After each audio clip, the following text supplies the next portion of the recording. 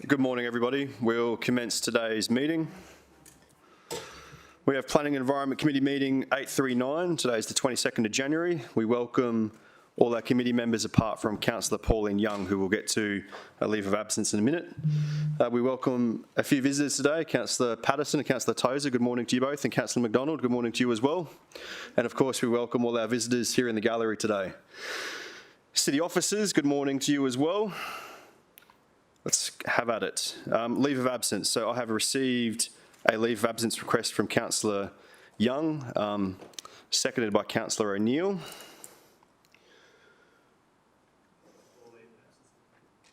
Councillor Pauline Young, yes. All those in favour of that? Carried unanimous. Thank you.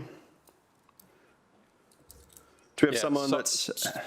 Sorry, Mr Chairman, I didn't vote on that, and that's because, to the best of my knowledge, a leave of absence can only be granted at full council, and we can only note an apology at committee. But that's to the best of my knowledge. That's right. So yeah, I did abstain from that. Let's note the apology and take the vote again for Councillor Vorster. All in favour? Councillor Vorster, we will miss that in the future. I swear we will. Just out of interest, that was carried unanimously. Yeah. And did we have a seconder? Yes, Councillor O'Neill seconded. And this is how we do it at Arundel.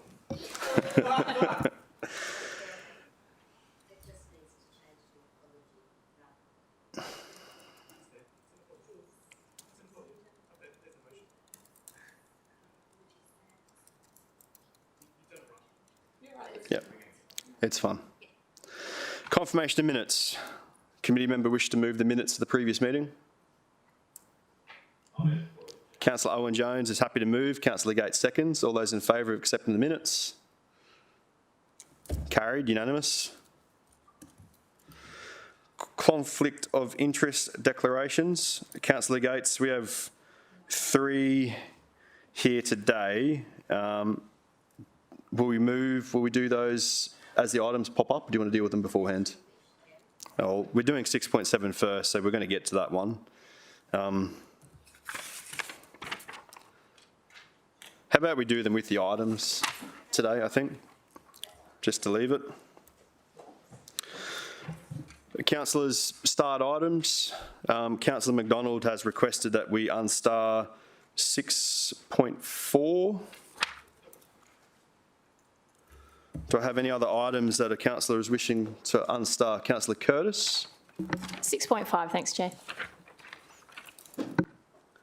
Councillor Peter Young? Councillor Gates? 6.1, so 6.1. I'm fine, thanks. So by my reckoning, that leaves 6.2, 6.3, 6.6 as starred. Everyone's happy with that? Do I have a move for the start items? Councillor Owen Jones, seconded by Councillor Peter Young. All those in favour? Start items are moved. Yeah. I got that right? There's no changes to it, Councillor Worcester? No, you're good. In that case, given we have a few visiting councillors today and also have a gallery full of Arundel residents, I was going to propose that we'd move to 6.7 first. We have officers in the room, and I'll go to Councillor Gates for her conflict on this one. Thanks very much, Chairman. I'll be leaving the room. Excuse me.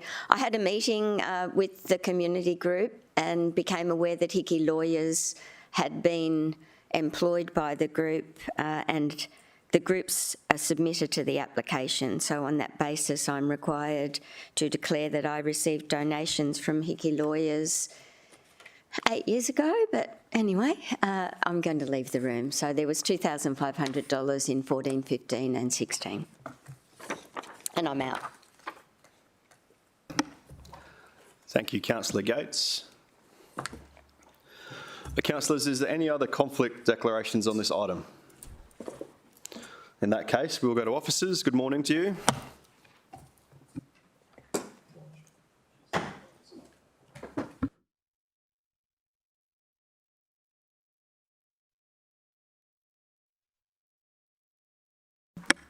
Good morning, committee and councillors. So item 6.7, first up, we have an application for a preliminary approval for a material change of use for the Arundel Hills residential estate, including a variation request for the Arundel Hills Development Code.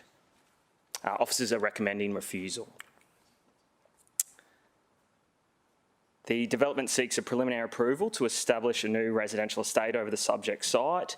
The estate is proposed to include 380 residential lots with an average lot size of 475 square metres and a minimum of 280. Public conservation and open space lots to be transferred to council, 2 private sport and recreation lots to be dedicated to AB Patterson College, and 1 public sport and recreation park and drainage reserve lot. Importantly, this is a preliminary approval only, and future development would be subject to the variation component of the application, which is the Arundel Hills Development Code. This is the subject site, 67 hectares in area, and currently occupied by the non-operational Arundel Country Club golf course, which ceased operations in around May 2022. The site is in the open space zone and mostly surrounded by low density residential areas. This is the master plan for the original golf course and estate development, which was established in the late 80s, early 1990s. As you can see, the surrounding low density residential areas were integrated with the golf course at this time. Here are some further character images of the site. Just showing some of the existing waterways which are proposed to be filled in or modified for either residential areas or infrastructure, as well as just an example interface with some low density residential houses on the bottom right.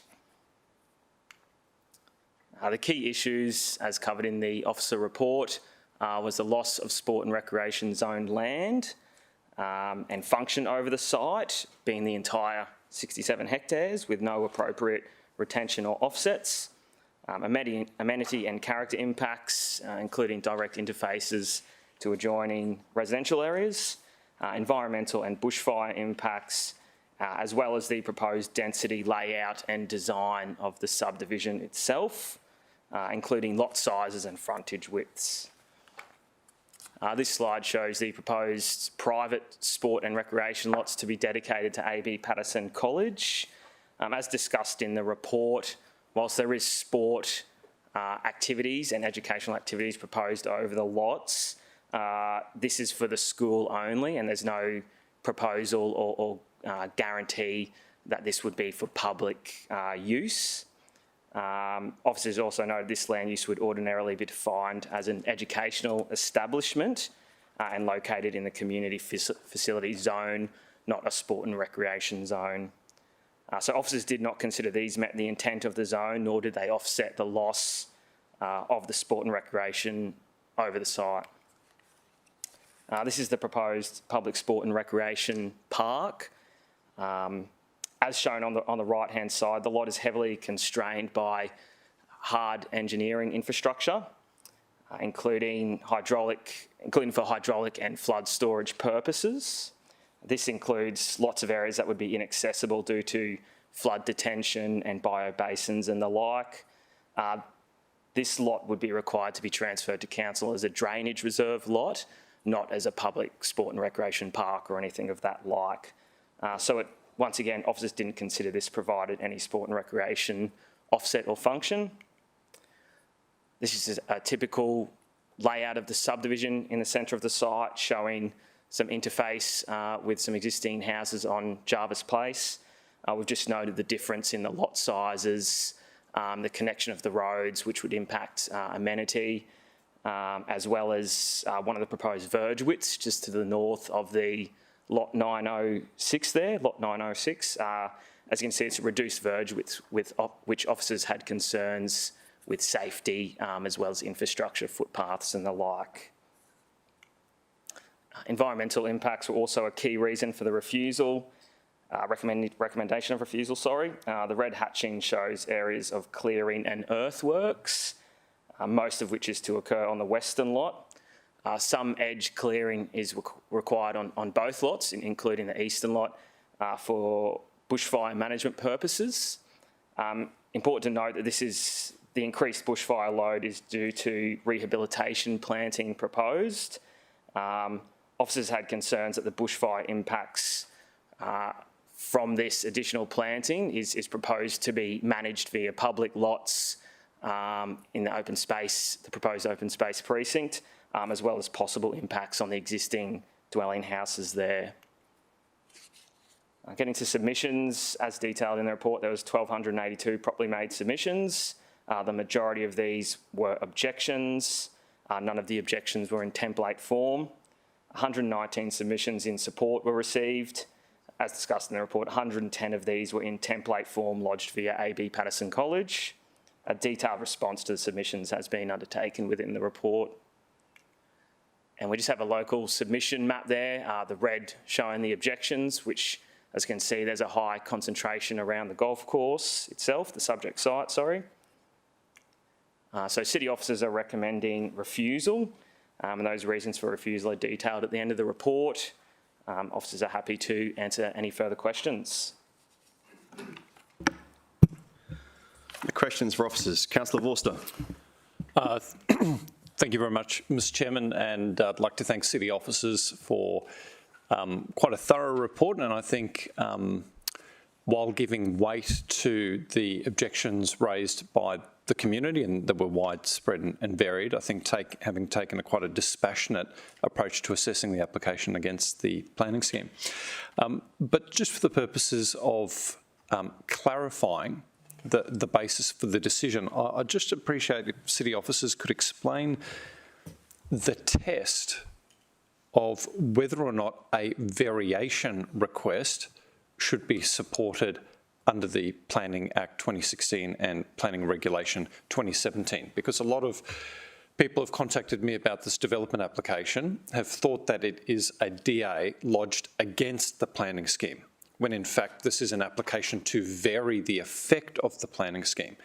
And I'd just like to understand and put on the public record, what is the threshold at which city officers would come to support a variation? Through the chair, thank you, Councillor Vorster. So first and foremost, this is a preliminary approval for a material change of use application for the uses proposed. The variation component is secondary to the material change of use. So firstly, the material change of the proposed outcome, material change of use, is assessed against the current city plan and all the benchmarks, and that avoids the idea that you can just vary the city plan and not have to comply with anything. So the first aspect, the preliminary approval is assessed. Here's what the proposed outcome is, including all aspects of the city plan, overlays, zones, strategic framework, possibly other relevant matters.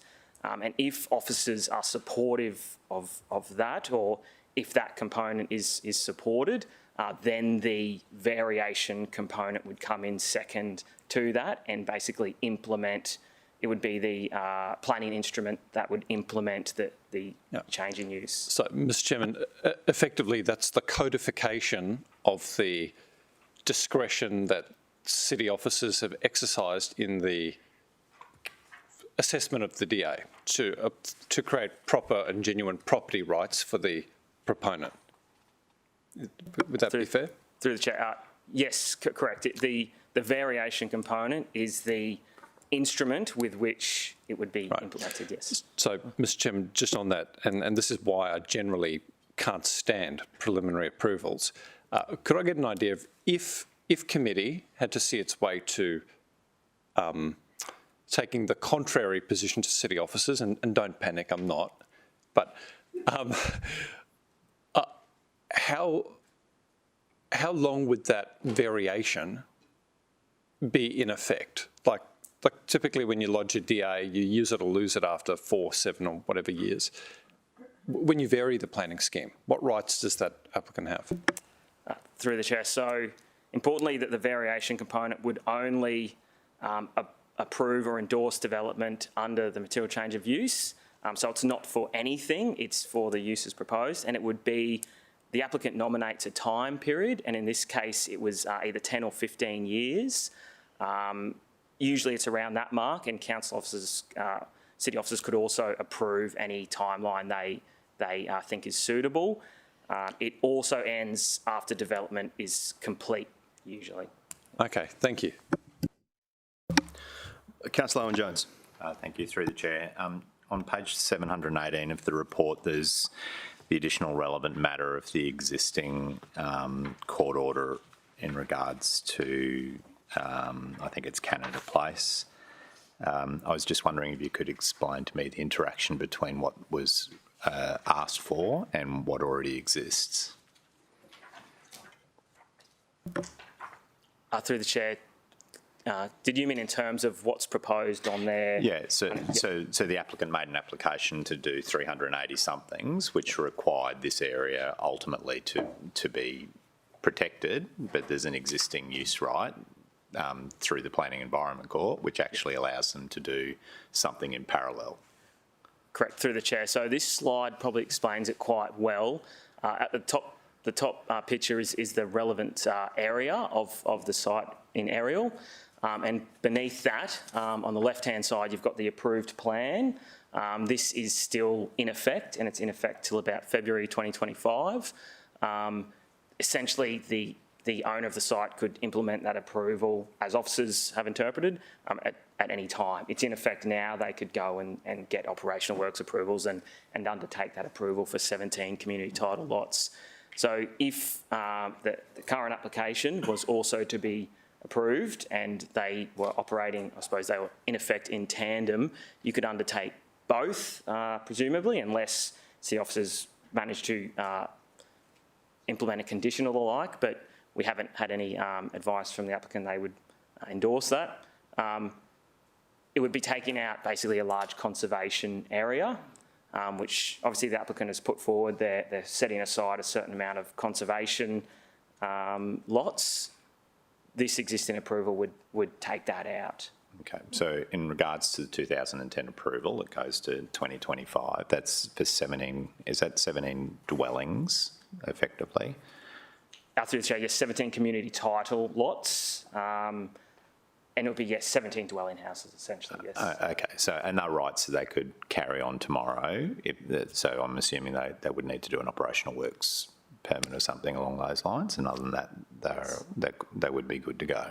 Correct, through the chair, that's correct. So there's some, I suppose where I'm wanting to arrive at is there are some existing use rights for dwellings on the site, which is the 17 that was approved via a court order because the council most likely refused it in 2010. Through the chair, that's correct. In that area, up on the drawing there, yes. Thank you.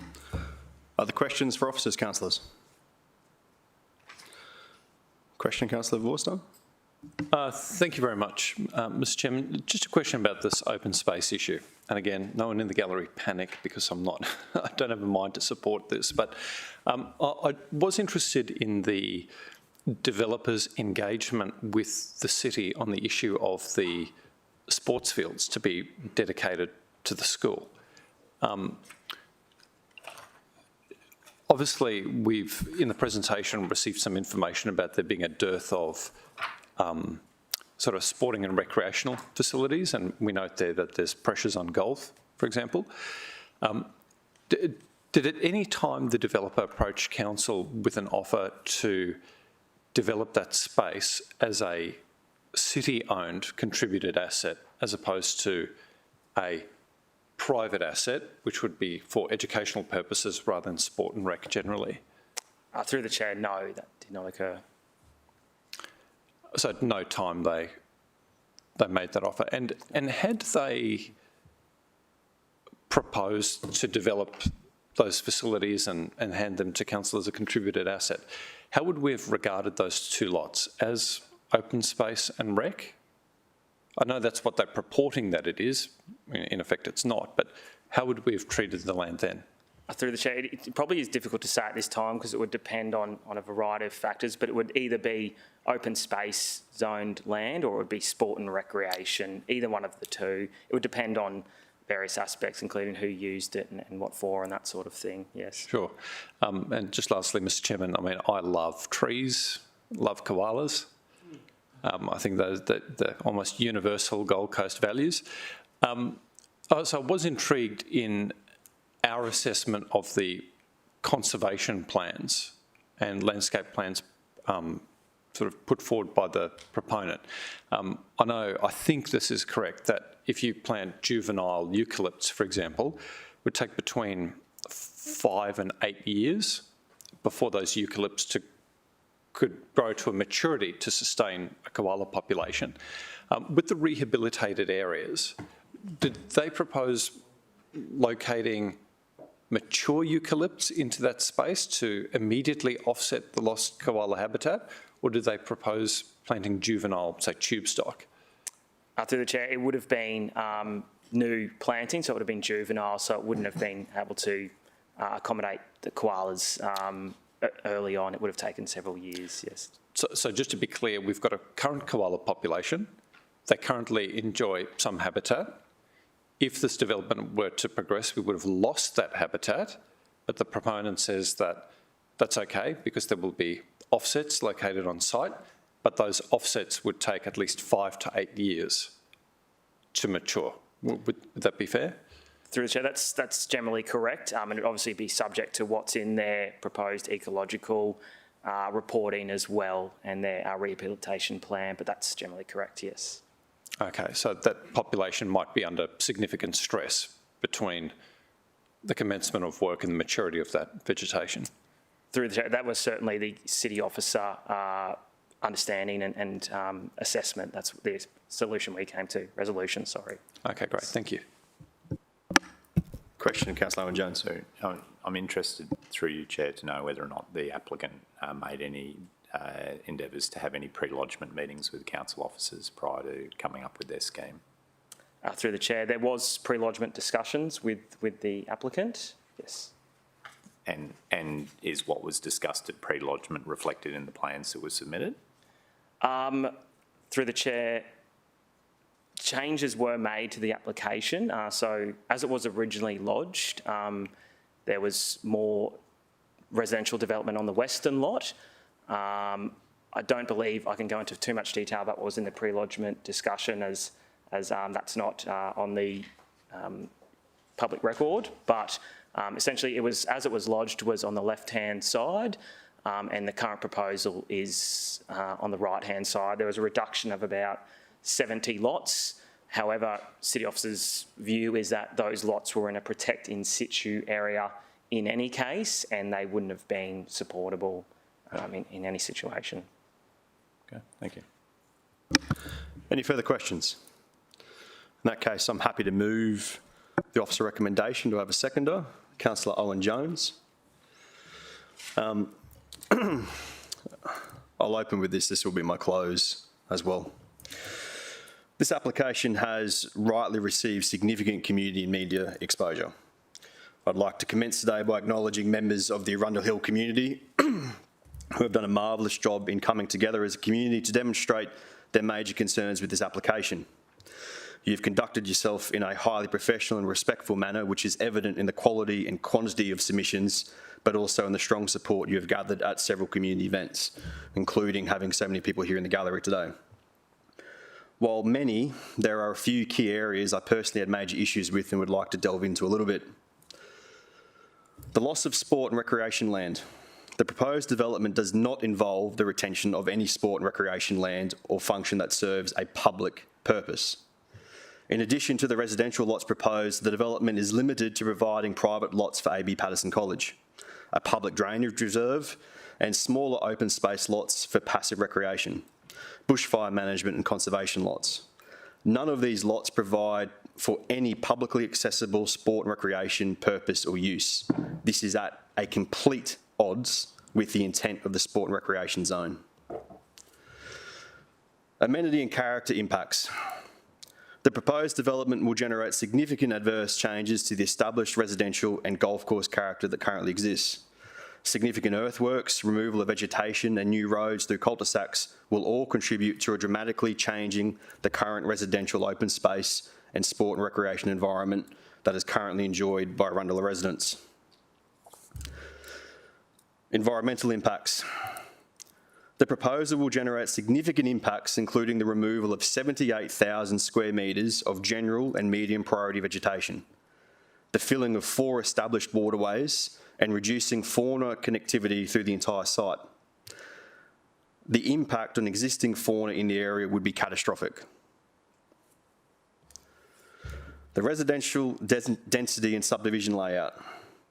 The proposed density is out of character with the established area. The subdivision design has numerous non-compliances with the city plan relating to lot sizes, frontage widths, verge widths and footpaths, all unacceptable when proposing this kind of new development in a sensitive area.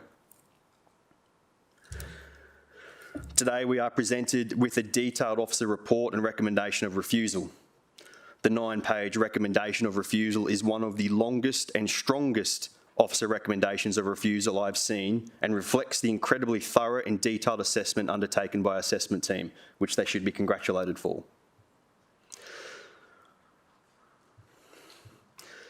The applicant has indicated publicly they will appeal any refusal.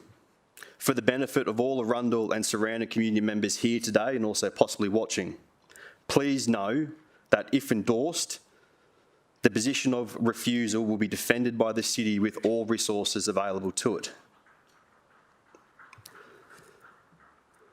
I encourage all of my committee colleagues, and will do the same at full council, to support this recommendation of refusal. Do I have any other speakers for or against? Councillor Vorster. Thank you very much, Mr. Chairman. I'd like to speak in favour of the recommendation.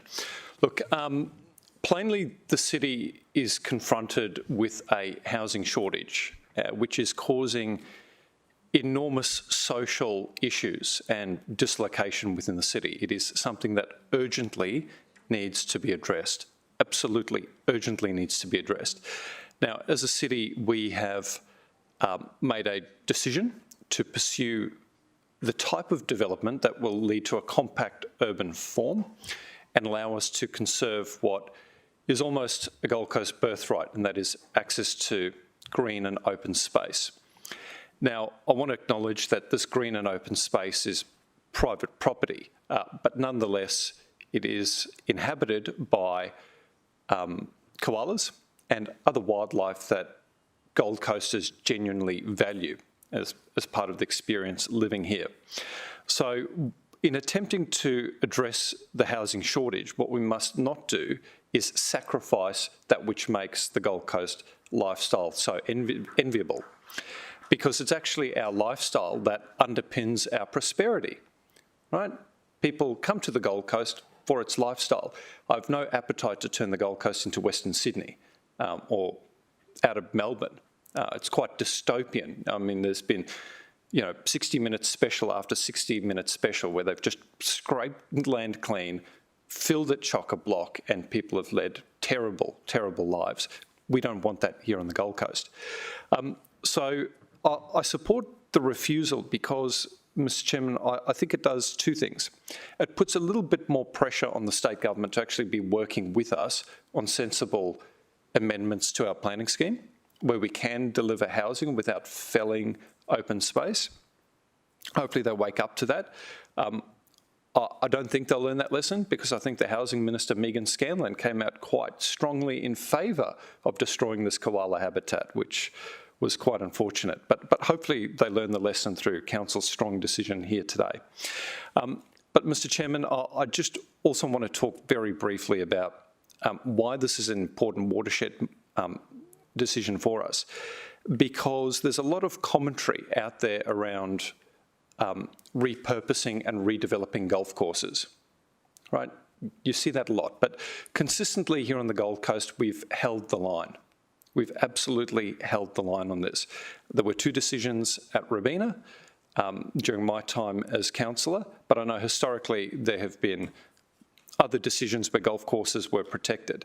And some people argue that golf is a dying sport and it's for the privileged few, and this land should be repurposed to serve a greater social utility.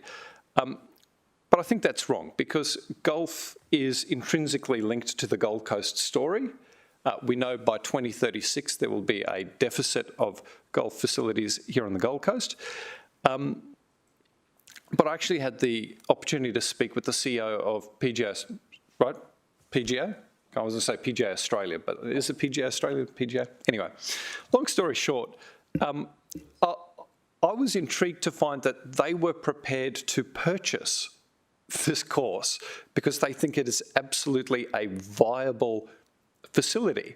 So I didn't believe supporting this application actually reached the public interest test because there is a viable option for the site to continue delivering environmental, social and sporting and recreational outcomes, and there's private money, private investment happy to underpin that outcome. So we're not dealing with a failed, unviable golf facility. There's actually an opportunity to make it work better for the community, and because that option was on the table at some point, I just don't believe that the public interest was carried here today. And in closing, Mr. Chairman, can I just thank you for making it painfully obvious to all listening that when council refuses an application, and thank you for your strong leadership here, because sometimes we can listen to our lawyers a bit much, that when we refuse an application, we will commit our full resources to seeing the refusal all the way through the court process. We won't squib, we won't quiver, we won't kowtow. You have set an important precedent today, and it should be one that's applied to every refusal moving forward, because we don't do double standards.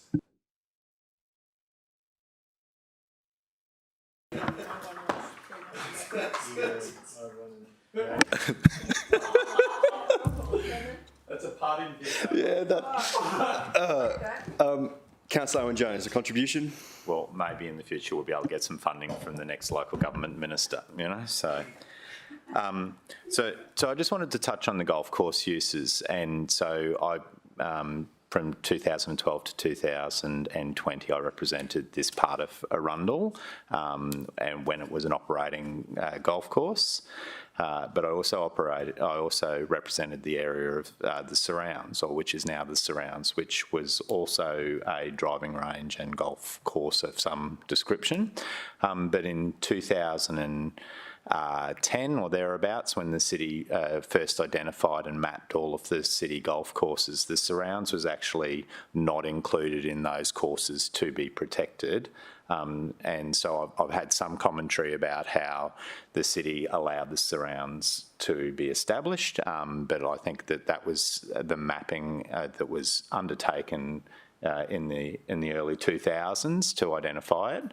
I also represent the area of Helensvale, where the city owns the only golf course that the city owns, which is the Helensvale Golf Course, which was operated under a club model, and the club went into administration, and effectively for a period of 8 to 12 months we had a course that wasn't being played and was slowly going to ruin. But what ended up happening is we ended up with an operator who re-established that course, and it's now going great guns with full membership. So I think that the narrative that golf on the Gold Coast is oversupplied and there isn't a market for it is maybe not quite the truth, and I think that there's a lot to be said about supporting the communities that live in and around established golf courses, because ultimately those golf courses become the lungs of their suburbs, and they very much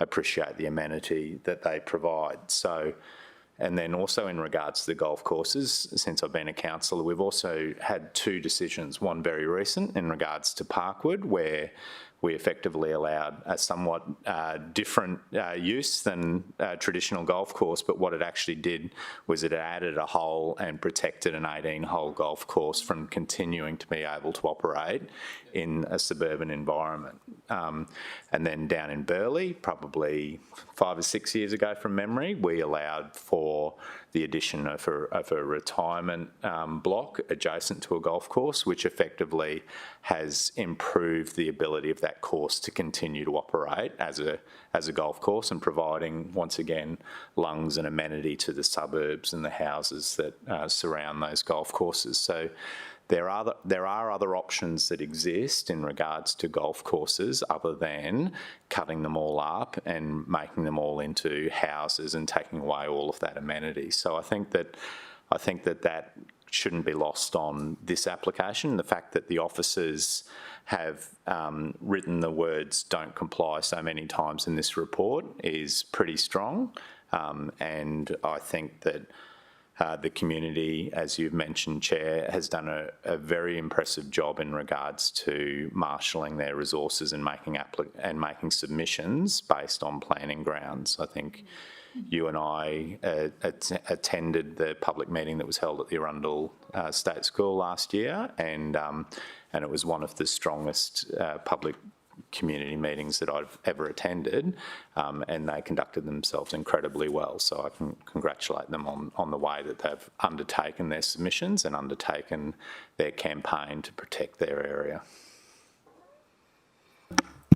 Thank you, Councillor Owen-Jones. Councillor Peter Young, contribution. Thanks, Chairman. First of all, just want to strongly endorse your comments and thanks for your lead with that. We did previously have a particular policy in regards to the protection of golf courses so that they didn't become targets for development, and I think that policy was renounced in 2016 with the adoption of the city plan. And as you're obviously very well aware and will be taking leadership of the creation of the new planning scheme, I think we should really be taking on board the feedback we've strongly got from the community in regard to this matter as to how we protect and deal with golf courses in the future and how we can reflect those outcomes and objectives in the new planning scheme. I think that's a worthwhile lesson for us all. I want to recognise the very well organised and coordinated campaign put together by the community with great leadership locally, and they've done a tremendous job and provided some really solid input to the evaluation process in regards to a pretty contentious application that we don't see a lot of the material here that was provided by the applicant and has been submitted to us by the residents about just how impacting this may have been if we'd supported it. And so I'm grateful to them for their professional approach in dealing with that and presenting information to us. And I'm very grateful to the officers, as you said, for a very thorough report and a completely articulated set of reasons for refusal. Certainly has my endorsement. Thanks, Chair. Councillor Patterson. Thank you, Chair. I wanted to make a comment on the concerns that some people have regarding being able to meet our future housing needs, as Councillor Vorster alluded to. It's been made clear to me in our local government infrastructure planning meetings, where we have our annual strategic meeting. It's days where we're meeting the councillors with our directors, and we look at all aspects of what our planning requirements are for this city. When we're looking at water and waste, we get to look out 70 to 80 years, and we're looking 20, 30, 40 years out. It has been made clear to me in every one of those strategic meetings since I've been here that the biggest shortfall that we have in this city that we have to address, we're looking at in 20 years plus, is open sport recreation space, and the second one is green space. And it's seen as they are the highest concerns of how are we going to address and deal with an increased population, even more so than transport requirements and water and waste. So to those who are concerned that we aren't cognizant of the needs of a growing population, and we are, as been said before, the elephant and the mouse, and the state government is the elephant who's identified and said that we have to hit population targets. We are aware of those, but these are things that are not a luxury. They are essential for our city to be able to continue and be sustainable. So I'm very grateful for the officer's recommendation today.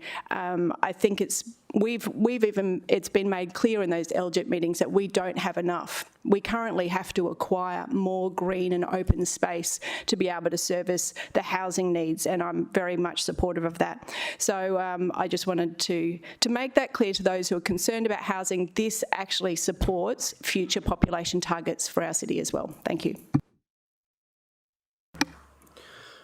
Anyone else looking to make a contribution? In that case, I'll close debate and take the vote. All those in favour? A division. Division is called.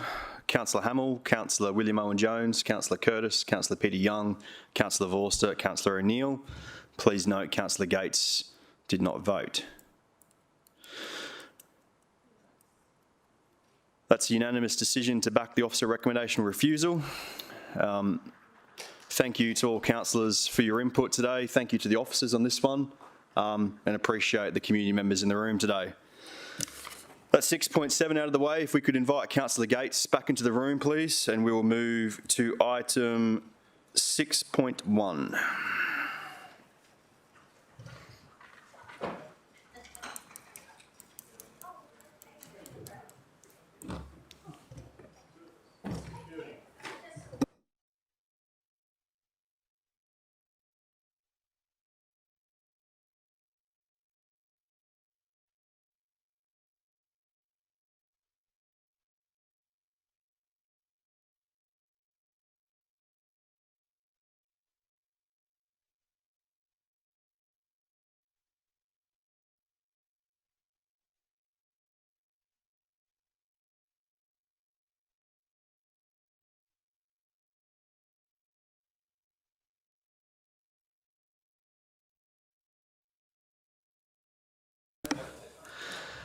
Okay, moving along, we have item 6.1. Councillor Peter Young, did you wish to raise a conflict or air a concern? Just need to make a declaration out of the interests of complete transparency in regard to this item. My property is at Cops Road, Oxenford, and I currently, although it's not affected by the outcome of this agenda item, I think it's in the interests of the committee to know that I've got an application with the Department of Natural Resources to try to change the vegetation mapping extents over my property, and ultimately that would be reflected in the council mapping if indeed the DNR accepts that outcome. So it doesn't relate to this item specifically, but I'm just letting you know. I'm seeking to stay in the meeting, Chair. And Councillor Young, do you want to go through a conflict process and have it all documented and voted on, or are you just airing that to see if anyone else has got a concern? Unfortunately, I didn't prepare something in advance. If you want that on the register, I'm happy to do it, but I'm satisfied just to have brought it to your attention. Okay, Jim. so I'll be led by other committee members. Does anyone feel like Councillor Peter Young actually needs to go through a full conflict process on this, or are you happy that he's aired the item? Councillor Vorster. Thank you very much, Mr Chairman.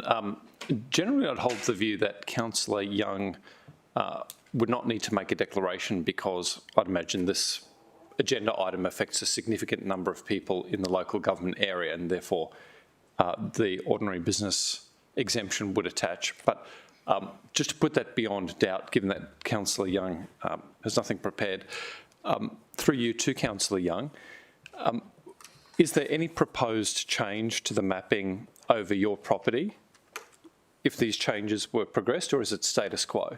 In other words, I'm trying to test whether you stand to suffer a loss or earn a benefit given today's decision. Thanks for the question. In response, the current agenda doesn't identify any change affecting my property or in the near vicinity of my property whatsoever.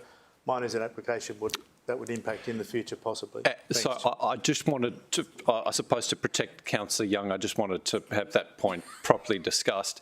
Given that today's decision will not give rise to any loss or gain, I'm comfortable that no declaration is required. Is there anyone else? Does anyone else have a concern they wish to raise on this? In that case, I just come back to you quickly, Councillor Young. You're happy just to proceed now that you've aired? Thank you very much, Chairman. Very good. What about you, Have you got any declarations as a candidate or a future minister for DNR? Or No, I don't think that question was through the chair, so we won't take it. Councillor Gates, do you have a conflict or a question? Question, Question. surprisingly. Just checking, just Thank covering you. bases. No, I had a question. I couldn't align the mapping that was on page 197 with the lot and RPs that are mentioned. I felt there was one missing, and I wondered, I did send through an email, but I didn't get a response, unfortunately. I was hoping not to raise it at committee. But there's, on page 288, there's some lot and RPs about the removal of the substantial remnant vegetation in Courtney Drive, Upper Coomera. And then there's a map that was with our attachments, and I couldn't align the same lot numbers with the mapping. I thought there was one missing, and I simply didn't know whether the mapping took precedence or whether the words in the agenda report might, so I wanted to be sure that the mapping and the lot and RPs were aligned. City officers, response?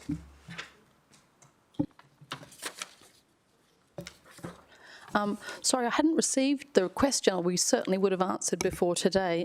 I would say the mapping takes precedence, just looking at the mapping over there. Just 1 minute.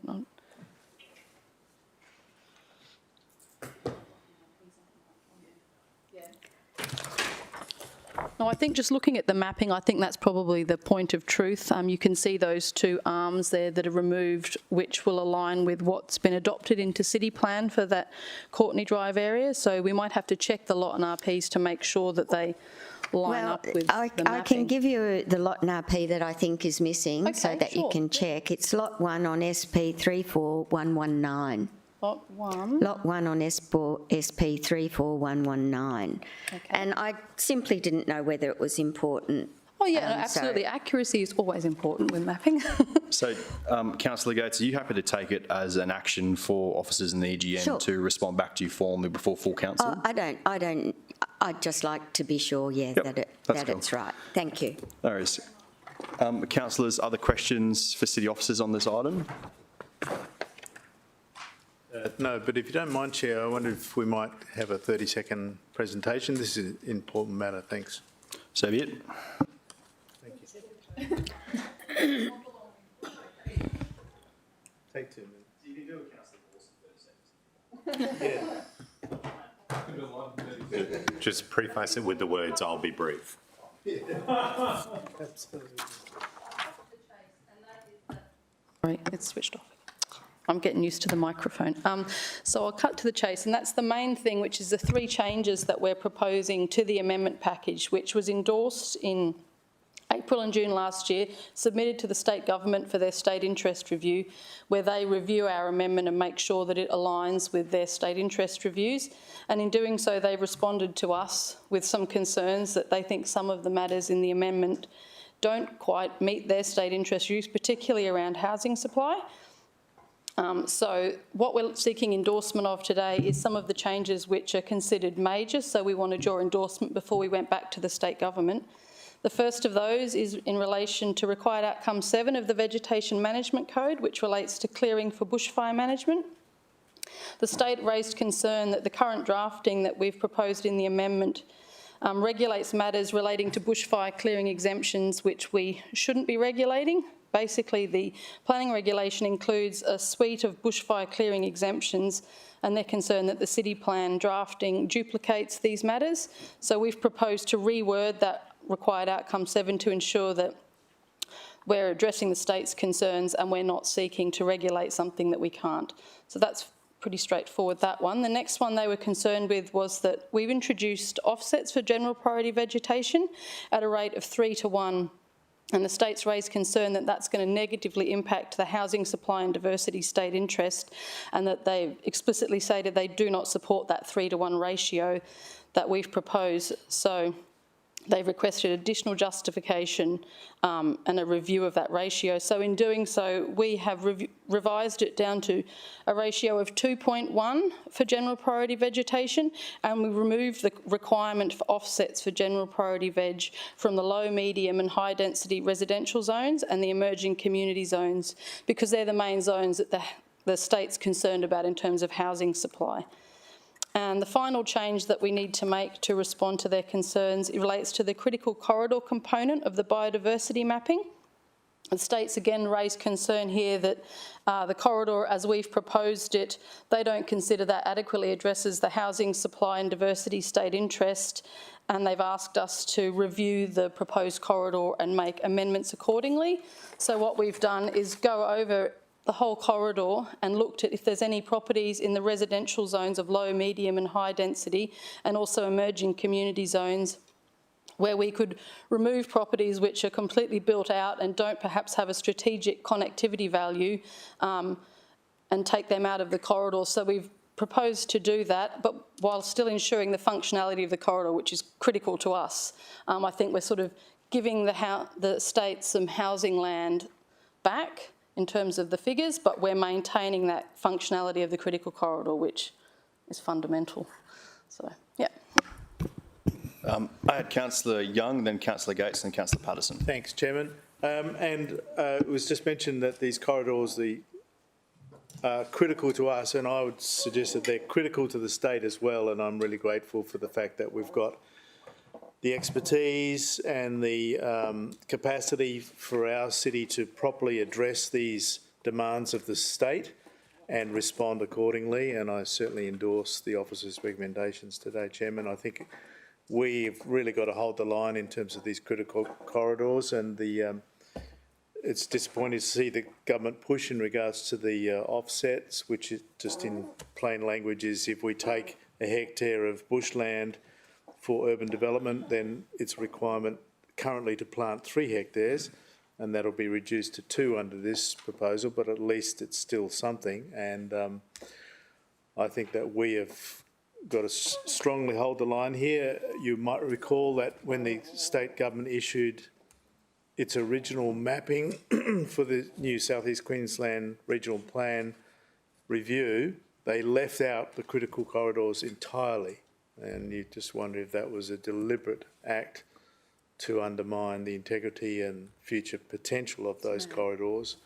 And I think that this council and previous councils have made the right decisions in identifying those corridors and protecting them and enhancing them and emboldening them, and that will reap enormous dividends into the future. As Councillor Vorster said in regards to the previous item, protection of those environmental values is key to our livability and our lifestyle. Thanks, Chairman. Councillor Gates. Thanks, Chairman. I just wanted to confirm with the offsets, it's in relation to planting, isn't it? 3, rather than 3 trees for every 1 removed, it's 2 trees for every 1 removed? Yeah, that's correct, through the chair. Correct, okay. The other thing I just wondered, with the changes that are being made where we're removing some, does it affect our 51% target? Does it set us back a little bit? I think I'll pass to Sinclair to answer this one. Through the chair, no, the changes to the corridor don't affect our vegetation cover targets in any way. And the areas, as Liz mentioned, that we've predominantly removed from the corridor are areas that are cleared and in some way have development on them already. Thanks very much. Councillor Patterson. Thank you, through you, Chair. I've just got a question regarding the offsets. So I imagine there was some kind of assessment and work that had you come up with 3-to-1 in the first place. Could you explain why you thought 3-to-1 and why you now think 2-to-1 is still going to be sufficient? Through the chair, thank you for the question. Originally, when we came to council with the proposal to add offsets to general priority vegetation, we did propose 2:1. Through discussion on the floor of council at the time, it was our councillors who suggested that perhaps 3:1 would be more appropriate, which we have gone ahead and done.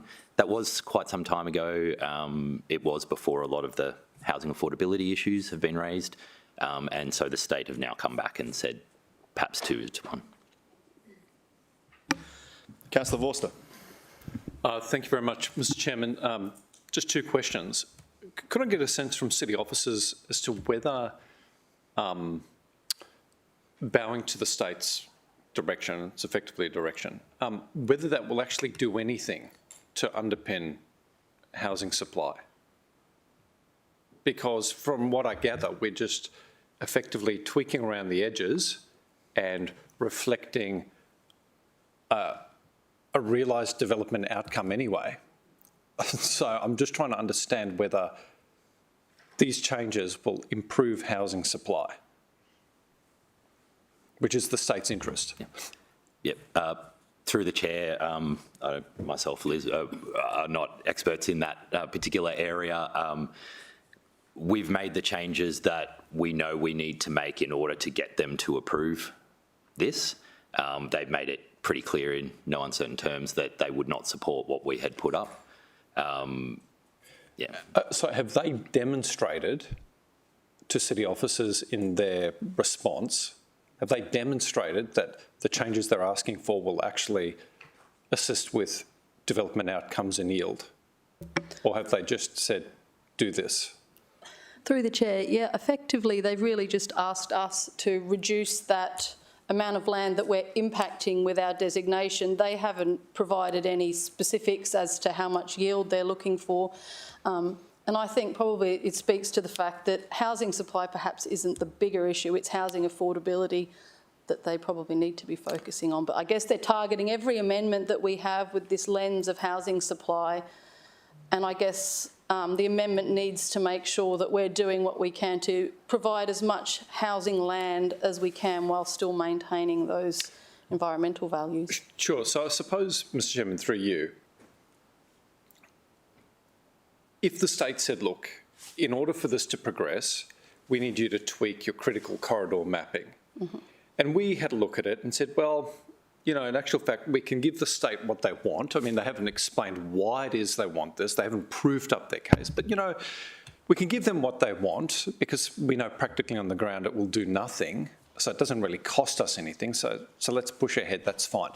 That I can understand, right? However, I get a little bit nervous when I then look at this middle column, which talks about the offsets for general priority vegetation, right? Which is part of the whole package that the state's insisting that we change. And while the Deputy Mayor has clarified that moving from 3 to 1 to 2 to 1 won't materially impact our native vegetation cover, I'm a little bit concerned about what follows the word "and", because it says here, "and remove requirement in residential emerging community zones." When I read that, what it says is we currently have an offset policy and that the state, in those areas, in those zones, and the state's requiring us to remove them altogether. Is that correct, or am I misreading it? We don't, through the chair, we don't actually currently in the adopted city plan have that requirement. This is something that we're proposing to bring in as part of this amendment package. So it's still only proposed. In the adopted city plan, there's no requirement for offsets for general priority vegetation. And that's something that we were looking to remedy with this amendment, which is with the state at the moment. So we proposed introducing an offset policy. Correct. For the residential and emerging community zones. Yeah. And the state has knocked that into touch. And primarily on the basis that they think that planting of several hundred sort of tubes in some bushland would escalate costs to developers, which would then be passed on to consumers. That's correct. That's their concern, yes. Okay. All right. Thank you. Any other questions, officers?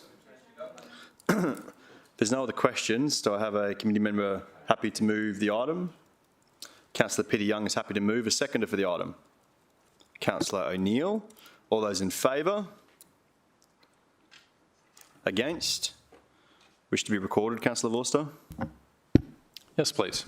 Please record Councillor Vorster voted against the item. The item is carried. Thank you, officers. We will move to item 6.4.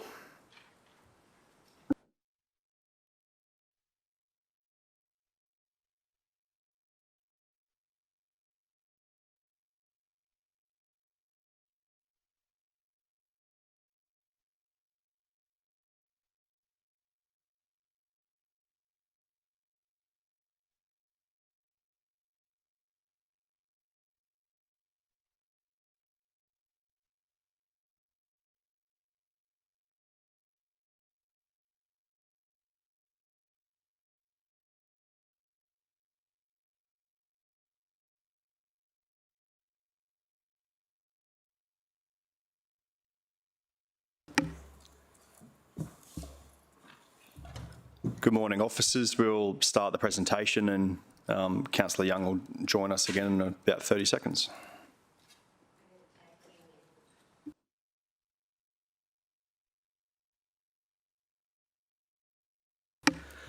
I've got a couple of requests for a short break, so we'll adjourn for 5 minutes.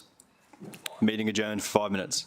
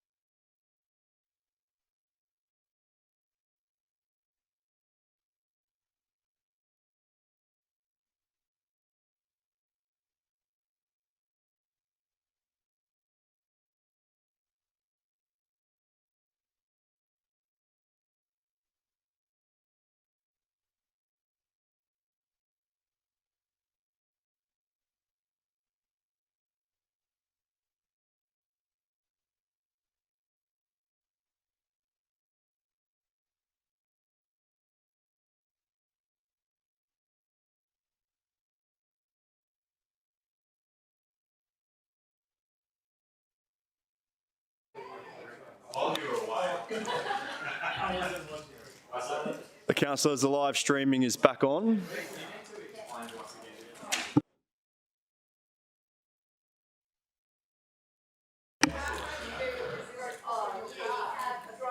Okay, we'll start on item 6.4.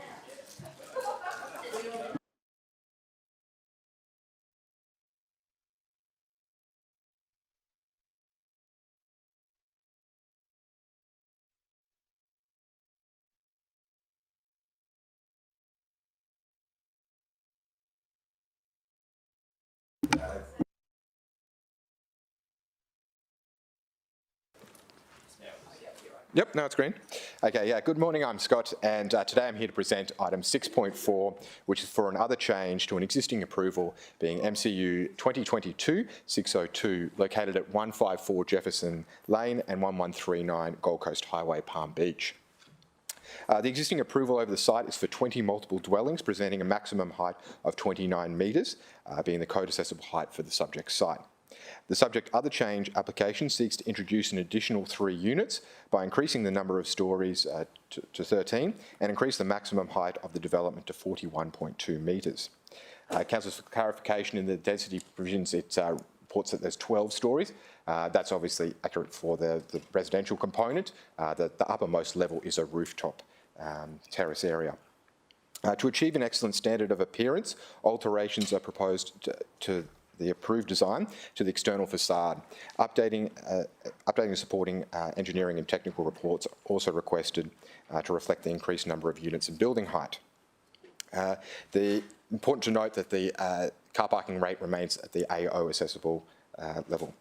Due to the proposed height now exceeding the building height designation of 29 metres, the development triggers impact assessment, and therefore the proposed changes cannot be accepted as a minor change. The approved development is shown on the left of the screen, with the proposed development shown on the right.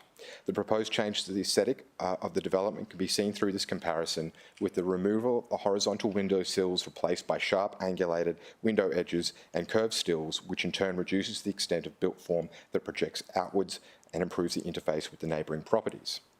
The overall sleek architectural language remains through the detailed precast concrete design, offering visual interest through its texture and pronounced modulation.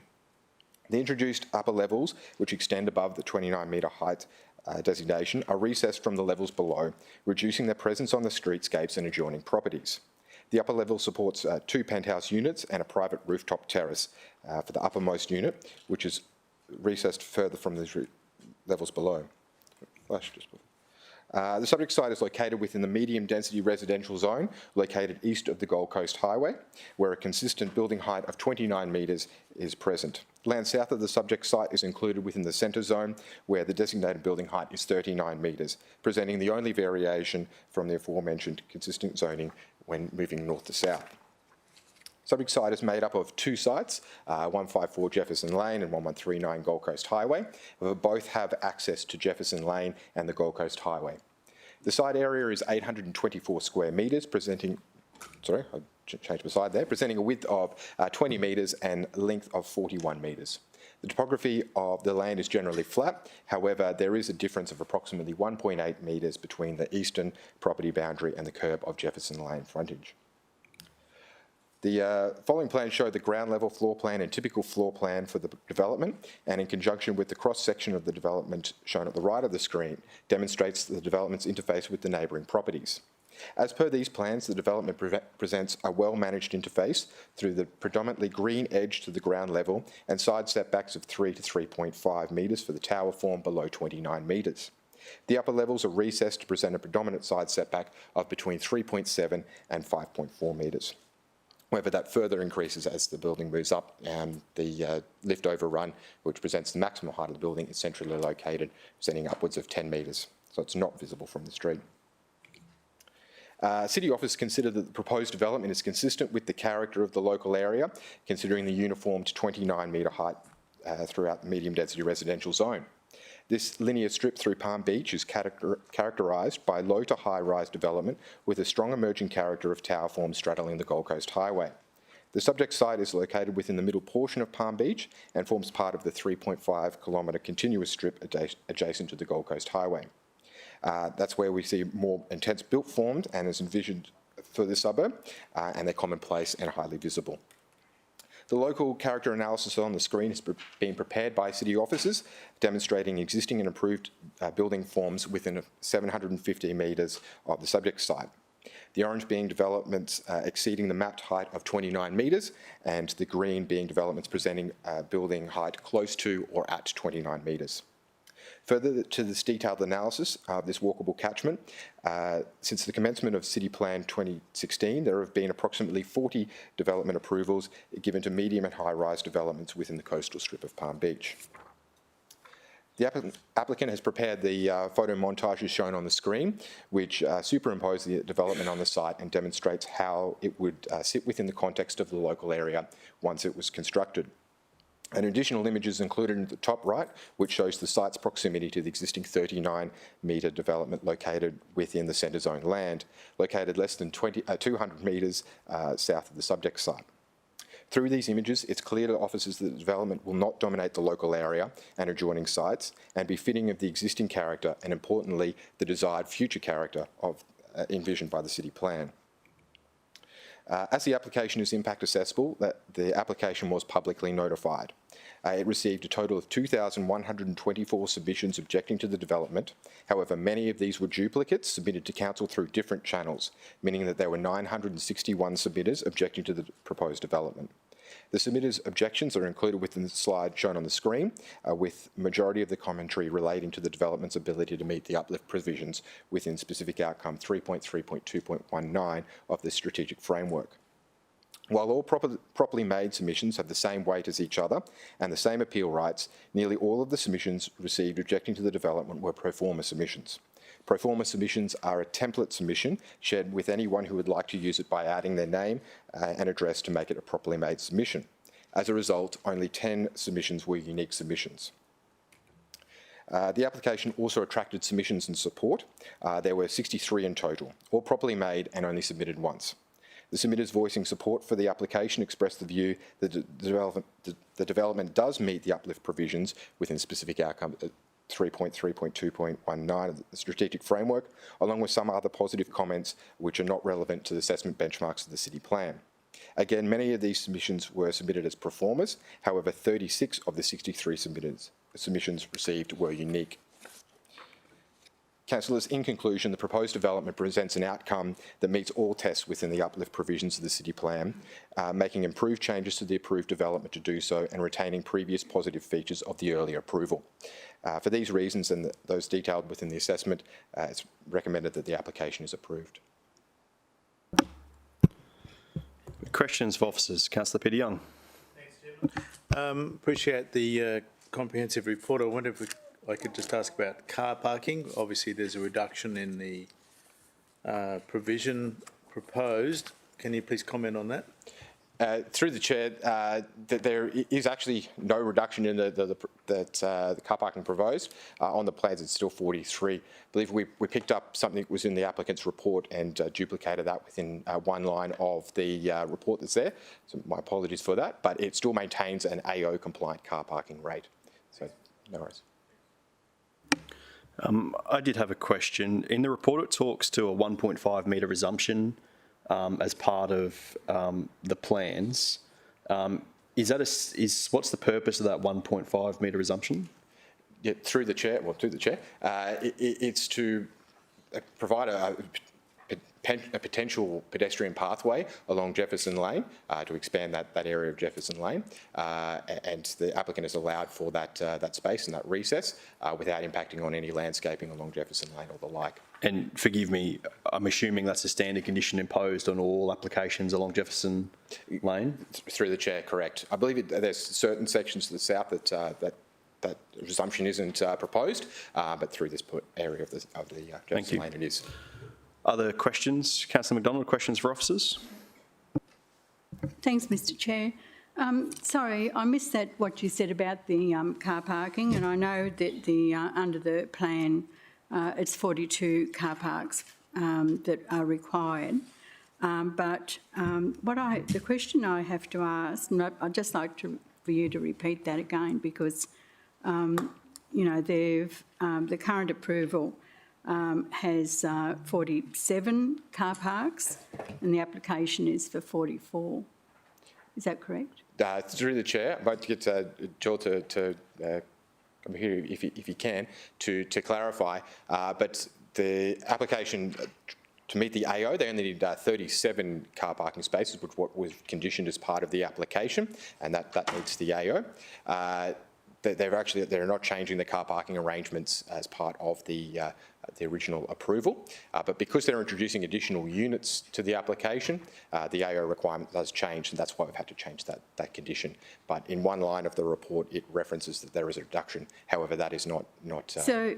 So, how many car parks are they actually allocating? Is it 47 or 44?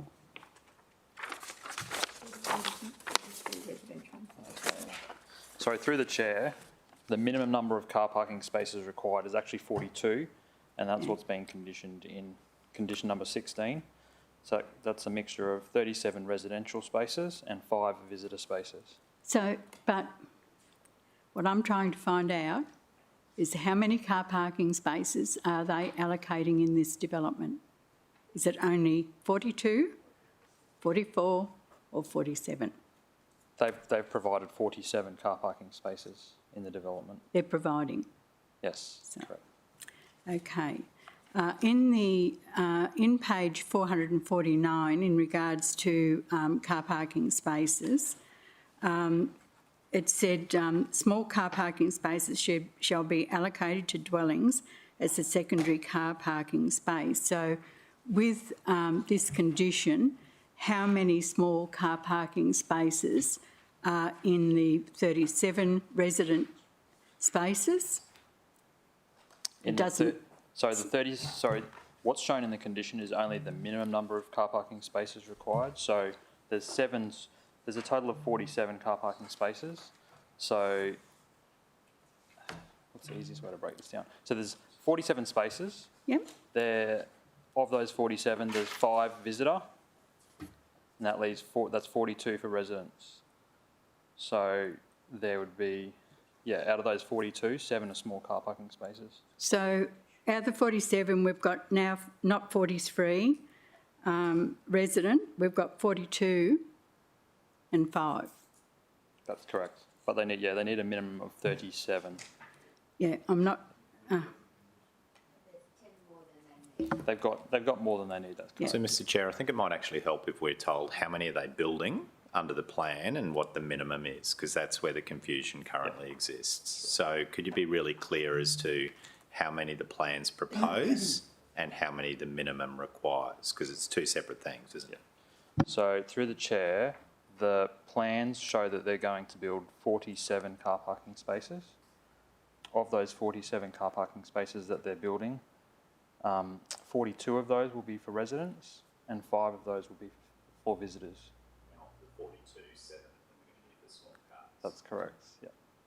So if it was under the original one, it was 6 that were small. That's correct, yes. So, but now they're after 7. They're after 7, yes. We do accept small car parking spaces from 6 to 7. It's not a great change, and there's a lot of cars that will fit within those small parking bays. Small car parking bays are about 5 metres long, so that will fit like your Corollas, those kind of things. So, Mr Chair, could I just ask what the calculation is in small car parks? Because what I'm seeing now, more and more, we're getting small car parks, plus we're getting the ride share. Now, for every one ride share, it does away with 5 car parks. So could you please ask what the calculation is for small car parks in the overall number of car parks?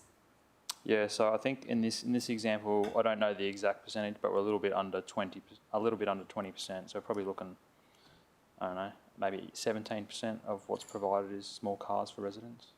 So does the planning scheme actually talk to a ratio of how many out of a quantity can be small car park? The planning scheme does not know. Okay, so there's currently no provision, so they could have proposed all of it as small car park. That's correct, yes. Yep. And the Australian standard for car parking does allow for small car parking bays to be provided in developments. I think it refers to small cars representing, I think, the 35th percentile.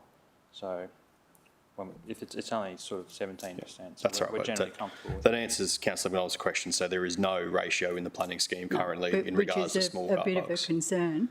And the reason now, if I go back to page 449, you do make that statement about the small car parking spaces. Now, isn't it correct that they can go back to the 37 plus or the 42 car park spaces?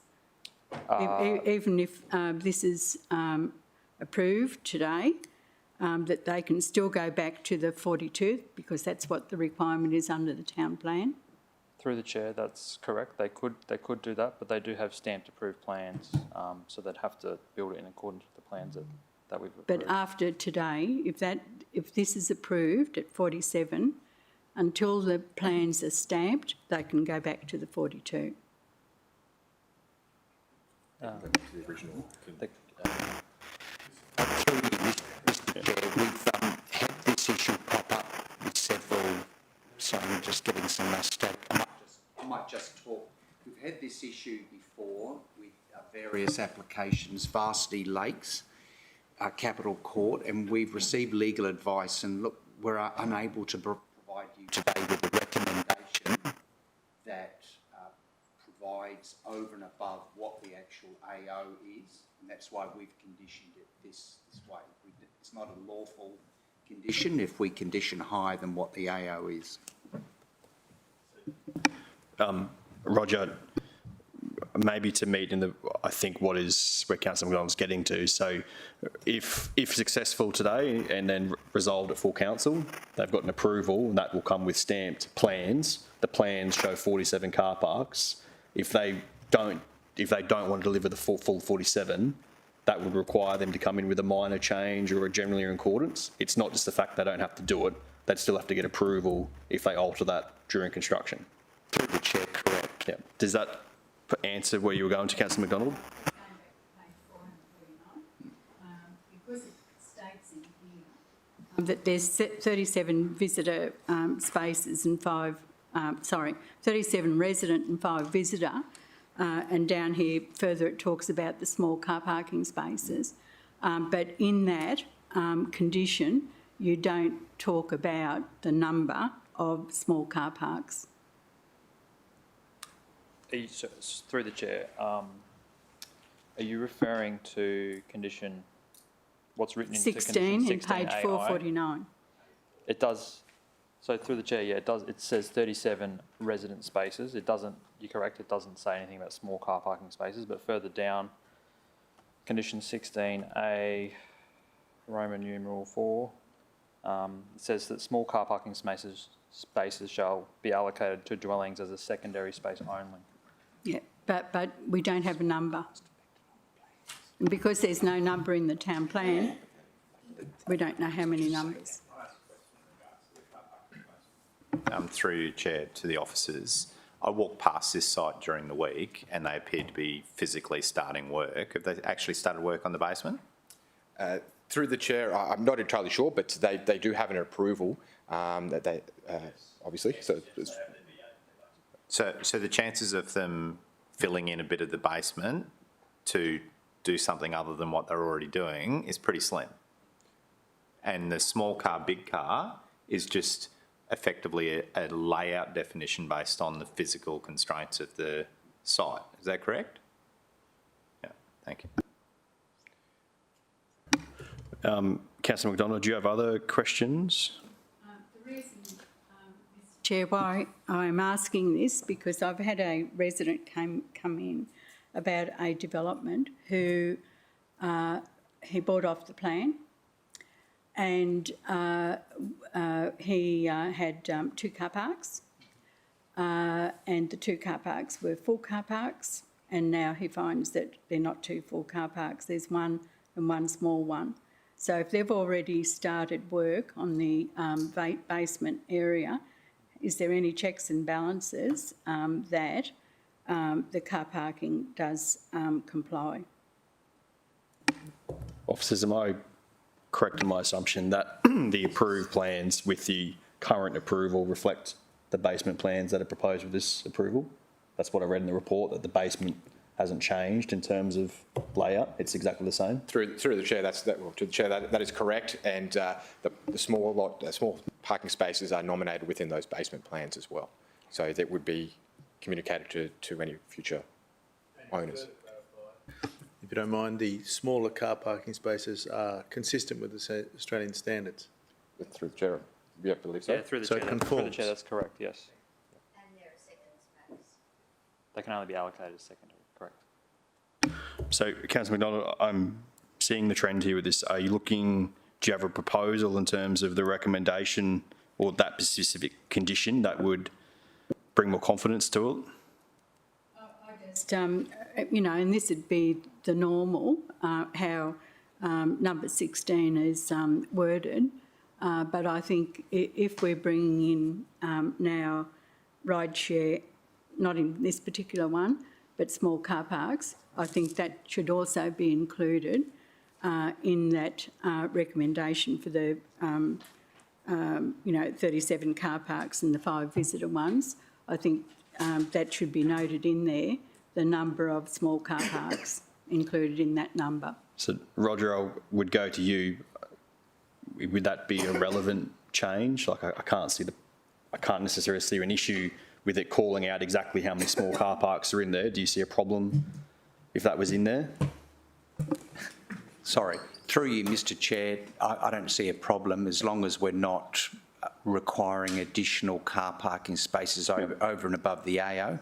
No concerns that we clarify the number of small car parking spaces. Okay. So, and I feel like that would be something we could possibly do here on the floor today. Okay. So, Councillor McDonald, do you have other questions while Roger makes the required change to that condition? Regards to the deep planting, I have been starting to get complaints about deep planting on other sites. When the deep planting is looked at, it looked at in regards to the type of trees that are being proposed, because I know of one development that has to remove the tree that was in the recommendations because it's causing problems. There's not enough area for that particular tree that was recommended to be planted. And I think this is an area that we've really got to look at, that the area that's being allocated for the deep planting does accommodate the trees that are being looked at. Am I correct, officers, that while we endorse a landscape intent, that would require a condition for them to get OPW approval before they plant specific trees that we would give approval to or say no to? Yes, through the chair, that's correct. However, even as part of the MCU, landscaping officers do look at the setbacks that are proposed for the development to ensure that there's appropriate canopy. So that shouldn't be happening, Councillor McDonald, because we dictate if we're happy with those trees to go in those positions. That should be stuff officers are picking up on. So that tree in question that you're talking to, are you aware if that is the one that officers said should be planted or not aware? Yeah, it was the trees that were planted were as per the recommendation, but now they're finding that the tree is causing problems to their building.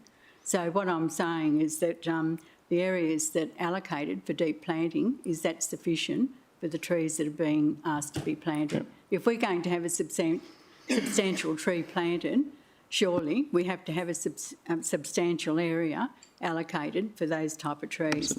And obviously that's not happening. So, Councillor McDonald, have you happened to put anything in writing through to the EGM about that specific example so that she could follow up on that? Yeah, something's gone through. Yeah, very good. Other questions? Yes, now I'm very pleased that you included about the rumpus rooms not being converted into bedrooms. We're seeing this more and more, that rooms are being named under different things, such as rumpus rooms, etc., but are later converted to bedrooms. So I think this is a good step forward. Now, with the vibration, as you're aware, Mr Chair, on page 421, I'm just wondering if that condition is strong enough or can be strengthened to protect next door neighbours in regards to vibration and works. We're starting to see a lot of complaints, not only in Palm Beach and Burleigh, but throughout the Gold Coast about some of these developments, because as we know, a lot of the developments are coming up just to the boundary, you know, with their basement car parks, which is causing heaps of issues. And I'm just wondering if that can be strengthened so that the next door neighbours do have a certain amount of satisfaction that they're not going to have big problems. Who would like to talk about construction management plans and vibration management? Through you, Mr Chair, sorry, my microphone's not working. 57 is the vibration management plan. A lot of councillors will recall Darren Wright addressing you in relation to basement construction and vibration. I think it was late 2022. Our vibration management guidelines are actually the toughest in the state, and they go well and truly over and above what other local authorities do. So officers are actually confident that what we've got in condition 57 is as good as it can get in relation to our planning scheme. It actually determines now what the actual basement construction is. A lot of the concerns were about the actual thumping for when they're putting in the vibration up the basement pillars. This actually prevents that thumping. So in our opinion, the actual basement construction should now, in relation to these guidelines, be as good as we can get. Councillor O'Neill on vibration. Just on vibration, it does say in 57, monitoring may be required to be carried out at no cost to council to determine compliance with the approved vibration management plan. So it really is up to the developer or the builder to say if they're going to actually put monitoring in, then where they're going to place them, because I know that in my area we have had problems with vibration, and it really does come down to where they've actually placed the monitoring devices. Someone wanted to talk to the fact that while the constructors do it, we do vibration management ourselves as well. Through you, Mr Chair, we have pre-start meetings. Our development compliance officers are on site. This is one condition that they do go through with the developer to ensure they're complying with the guidelines. As you said, there are monitoring points and stations that require to be inspected. Look, if you've got any specific concerns in relation to our guidelines not being as effective as what they should be, we're happy to hear that. But in the meantime, we believe that these are as strong as what we can possibly get out of without providing an unlawful condition. Just to clarify, Councillor Newell, on that, so our development compliance officers have their own vibration management setups and we do monitor separate, yeah. Councillor McDonald, further questions? Thanks, Mr Chair. As you'd recall, I got that report put up to council in regards to the vibration monitoring.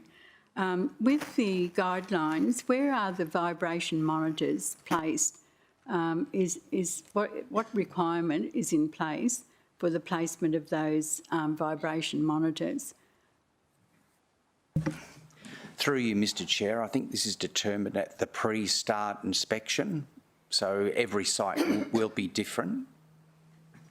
So is it a discussion between council and the applicant?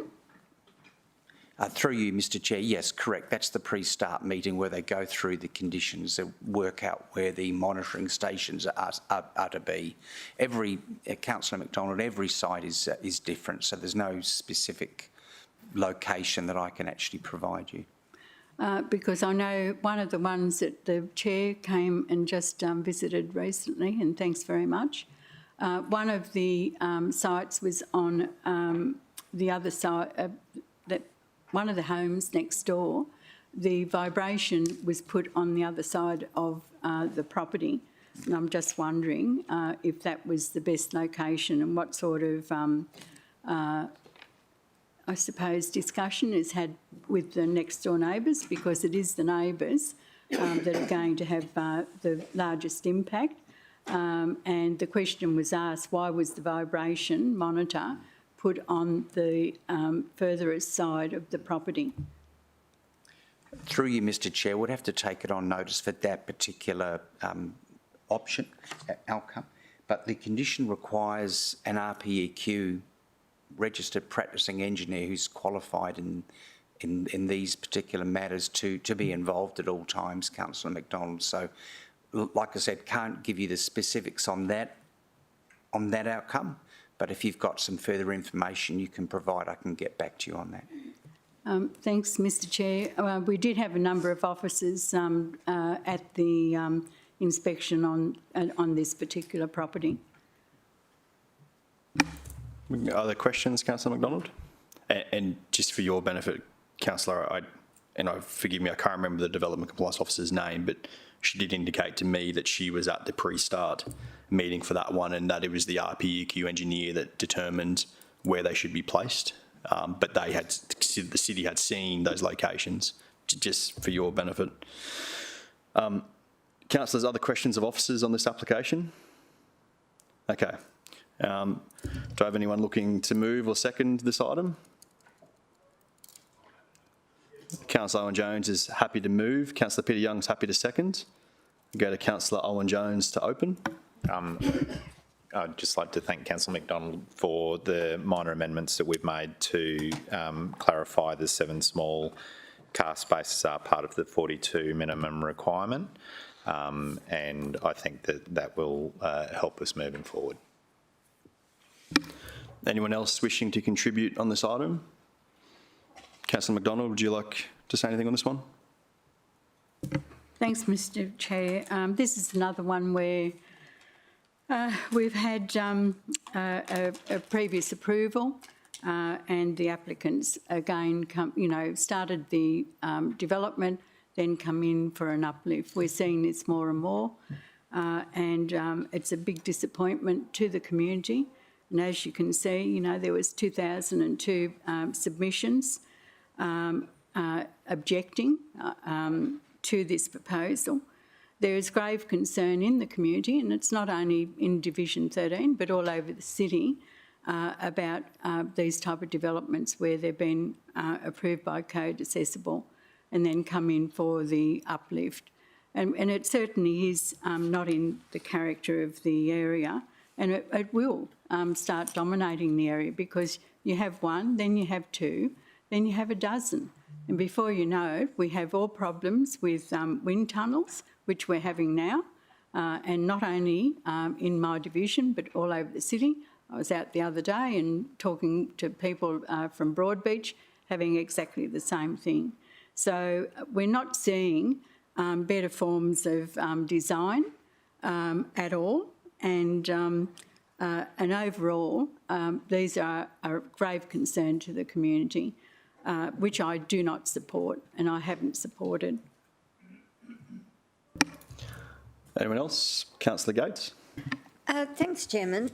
I just wanted to make the point with the submissions, because when you talk about 2,000 or so submissions, it sounds a lot, but they all came from the one email address. They had different names on them, and we've heard the officers say that they were duplicated as well, so there was in effect only 921 submissions against. But I don't understand how these applications are being distributed for community comment on a pro forma when they come from the same email address. Does anyone know how that happens?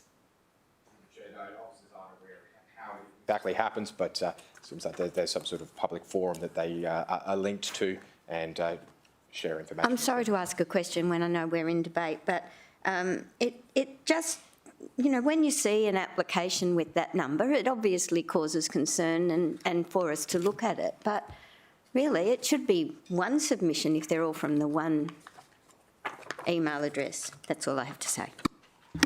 Councillor Peter Young, were you looking to contribute? Yeah, I'm not too fussed about the number of submissions and the way they're submitted. I mean, we'll all go to vote and on 16th of March, and we'll vote on a pro forma that's provided to us. I think that my interest in all of that is, what is the particular concern of those people that live quite a distance away? Is it realistic that they've got a concern about some specific element of the submission? I make a judgment on that. And likewise, we make a judgment on all of this stuff in regards to where the uplift provisions are sought, and in this case they are. And so I can only go on the material before me, and I look, for example, at page 365, which shows images of what the development currently approved would look like, as opposed to what this changed application is seeking. And to me, I don't see a major change that excites my concerns about not awarding those uplift provisions. So it is a very subjective matter, and I'm happy to support the application. Thanks. Councillor Owen-Jones to close. Thank you. I think that what we're doing today is voting on a change that will add another 3 units, and the best I can see is 1 more 3-bedroom unit and 2 more 4-bedroom units. The car parking got a little bit of exploration today, and I think we've ended up with a minor change that reflects the basement that is currently being built because it's approved because of the constraints of the meets and bounds of the site. We touched briefly on the submissions. I think that for me, I'm mindful that earlier this morning we had a contentious issue for the Arundel residents where we had over 1,000 individual submissions, and we had a full gallery for the first time in a long while. And if I was to turn behind me today, I don't necessarily see too many people who have attended today. I know that we've still got 1 resident from Labrador with us. So I think that we need to be mindful of the submissions, but I personally think when we get over 1,900 submissions from the same email address, maybe we should give them the consideration that they deserve. So with that, I'll close. Councillors, we'll take a vote. All those in favour? The item is carried unanimous. Please note Councillor Vorster did not vote. Officers, thank you. We'll move to item 6.5. Maybe.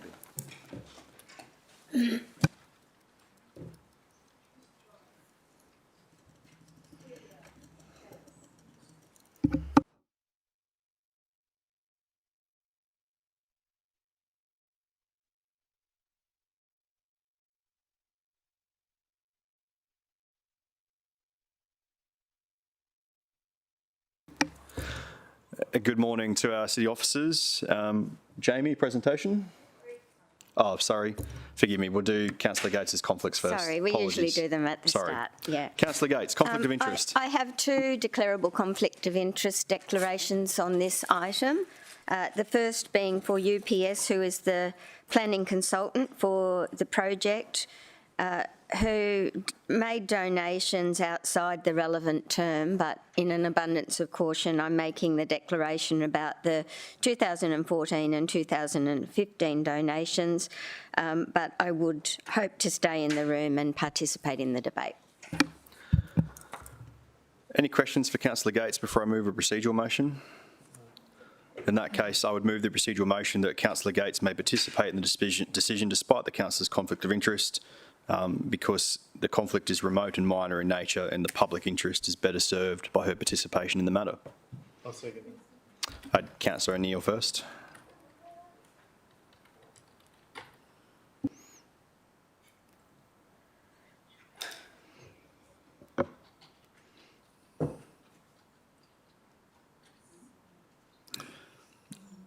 By her participation in the matter.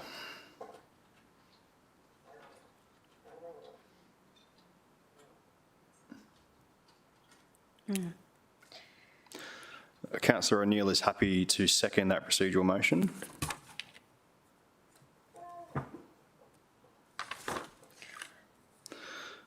So we'll take a division on the procedural motion. All those in favour? So Councillor Hamill, Councillor Owen-Jones, Councillor Curtis, Councillor PJ Young and Councillor O'Neill. Thank you. And we'll note Councillor Gates did not vote. And if we can copy that procedural motion, because I've got a funny feeling we'll be using it again in about 15 seconds. Councillor Gates, back to you. Thanks, Chairman. I do need to make another one, but I did these myself and I can see I've made an error in the description of why I would like to participate. So the declaration is about Arcadis, again, donations outside the relevant term, which a reasonable person may still assume there's a conflict between my personal interests and the public interest. But see after where I've put "and 9 years ago." Oh, sorry. Is this the Arcadis one? Yep. Could I read the bottom piece? No. The reason why that one. I'm sorry, what I've got in front of me differs slightly from that.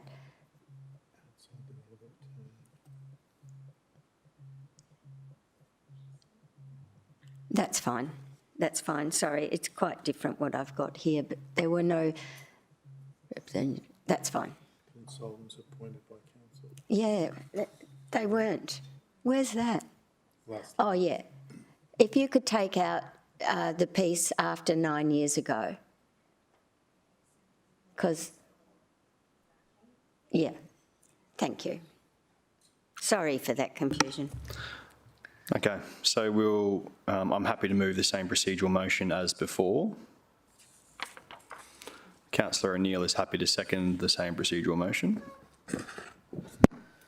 I'll just check quickly. No one has a question for Councillor Gates. There being no questions for her, we will call division on that procedural motion. All those in favour? Councillor Hamill, Councillor Owen-Jones, Councillor Curtis, Councillor PJ Young and Councillor O'Neill. Very good, and Councillor Gates did not vote. Is there any other conflicts to be dealt with on this item, councillors? In that case, back to you, Jamie.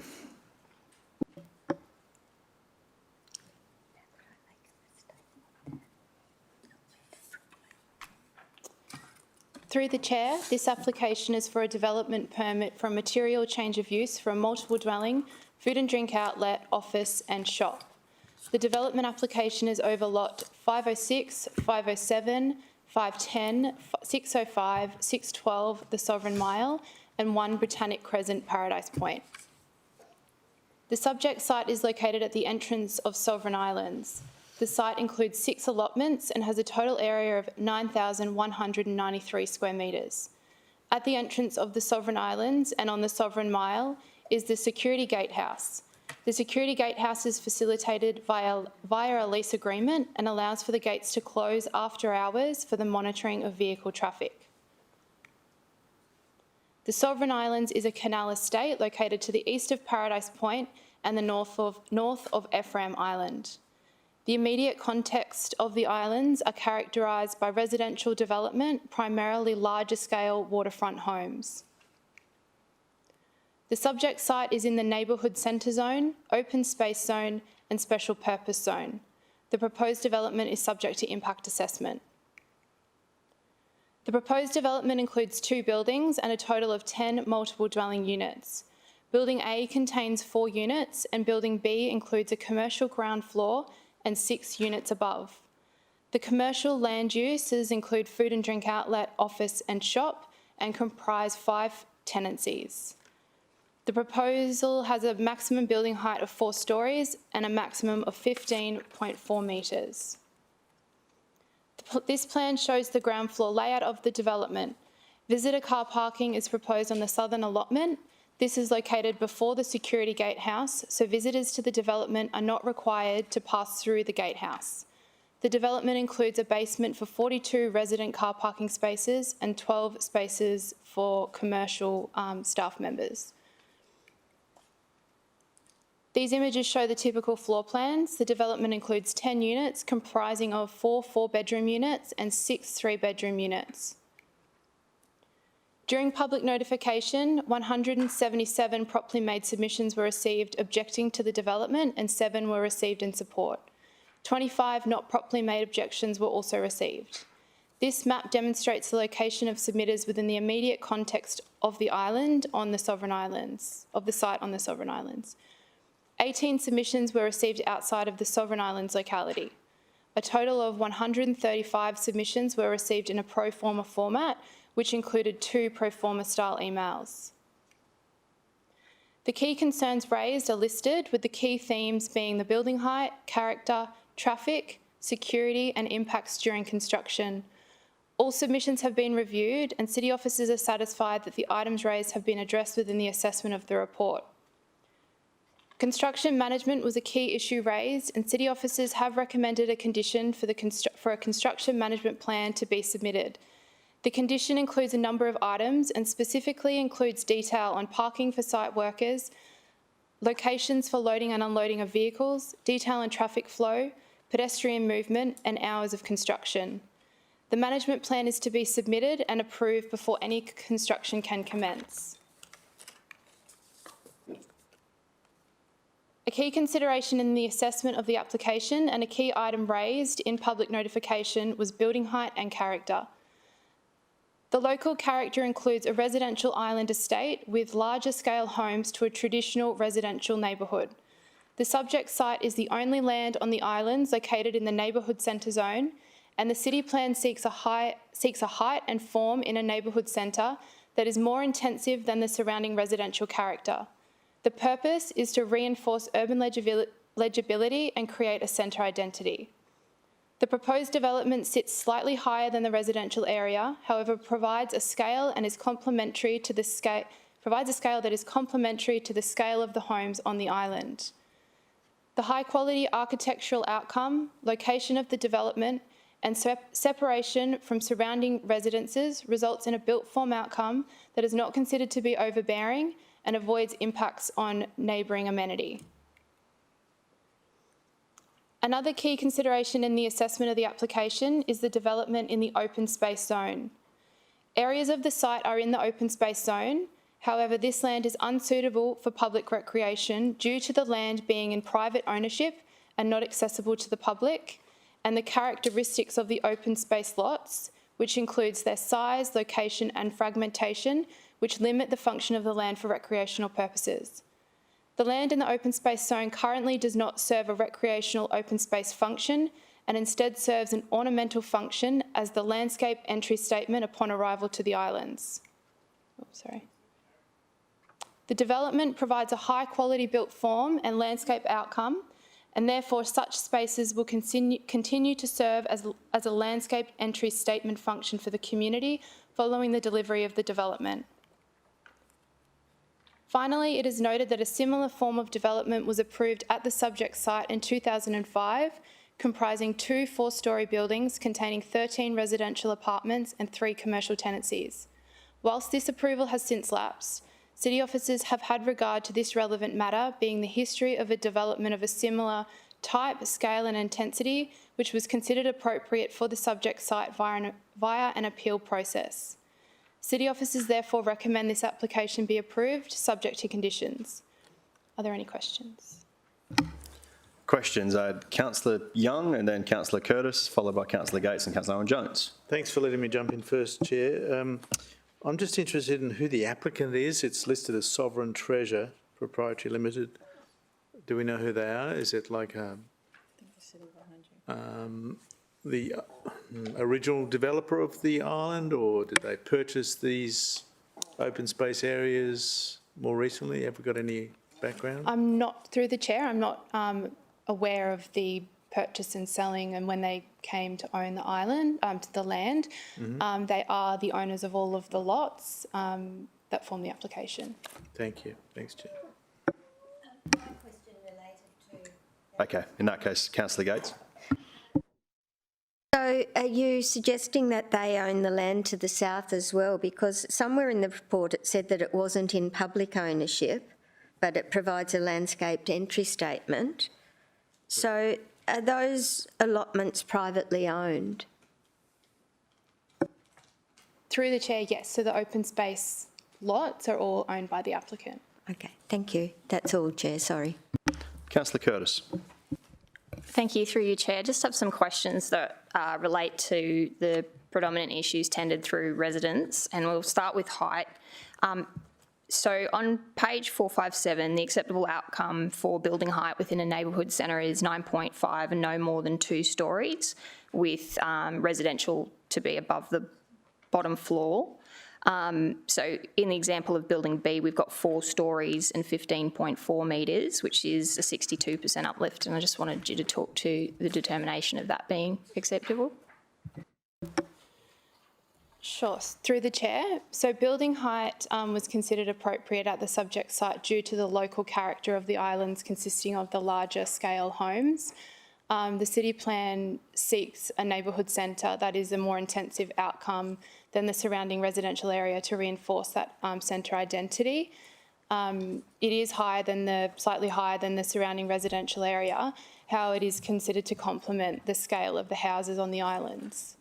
Additionally, the location of the proposed development is considered to not impact on residential amenity due to the separation from the surrounding residential properties. Sure, so while we're talking about intensity, so the scale that's presented in the report is 21% site coverage. Is that of the designated neighbourhood centre or across the entire designated site, which includes lots that were designated as open space? Through the chair, site cover has been calculated based on all of the lots that form the subject site, which include those open space lots to the south. Just a quick one on car parking. So in the application has 45 residential car parks, which is almost, I think it's beyond double the AO requirement, which has led to the requirement of using that lot, the southern lot, to be activated for the commercial use. I was just wondering why it wasn't considered to contain all of the car parking on the neighbourhood centre zone site so that we didn't create a problem with all the potential thoroughfare requirement for pedestrians to cross the road there. Sure. Through the chair, the plans this is, I guess, the proposal that the applicant put forward with the car parking in the locations that they are. The car parking was considered appropriate on that open space allotment due to that visitors are not required to pass through the security gatehouse, so it's keeping all visitors prior to the gatehouse. We've also worked with the applicant to ensure that that car parking on the southern allotment has landscaping in and around the car parking area to contribute to that landscape function of the open space zone. And just one final one, and that's great news that the construction plan has been included in the conditions that be required before construction commences, as it was definitely a prominent concern of residents. Is there any potential to add an element of consultation requirement to that with the public? This is a community that has vast experience with huge development on their islands, and since every resident will be impacted by this particular construction, because it's the only entry and egress point, is there an opportunity to condition a level of public consultation prior to the approval of the construction plan? Through the chair, yes, we could include a condition, an element to the condition that includes that public notification. Okay, that's it for me. Councillor Owen-Jones, your questions? Thanks, Chair. I was interested in the interaction between the development approvals and the moorings that aren't part of this application but clearly require access from this site in order to be activated. So in particular, I was concerned about parking and actual access to the moorings.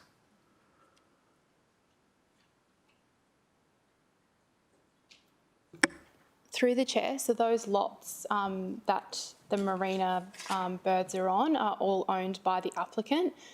They have rights to access through the land that forms part of the application to access those moorings. Can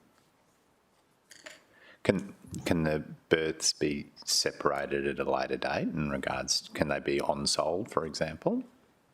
Through the chair, I don't believe so. It wasn't, I guess the lots didn't form part of this application, so the actual... And was there a requirement for when they were originally approved, for there to be any type of on-site parking in order to facilitate those moorings?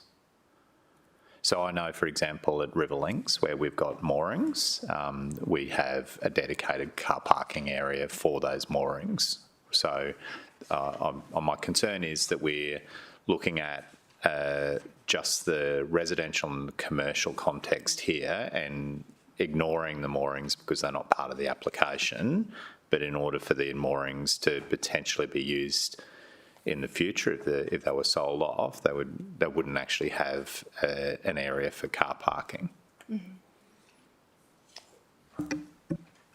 Through you, Mr. Chair, generally when there's a marina, like a commercial marina, it does have car parking. Yep.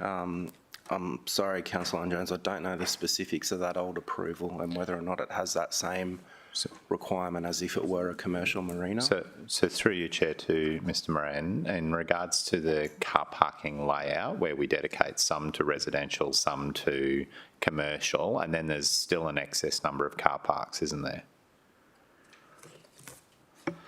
I'm just wondering whether or not we should allocate some of those car spaces to the actual moorings that aren't part of the application, but they are part of the application in terms of their access has been provided for as part of this application.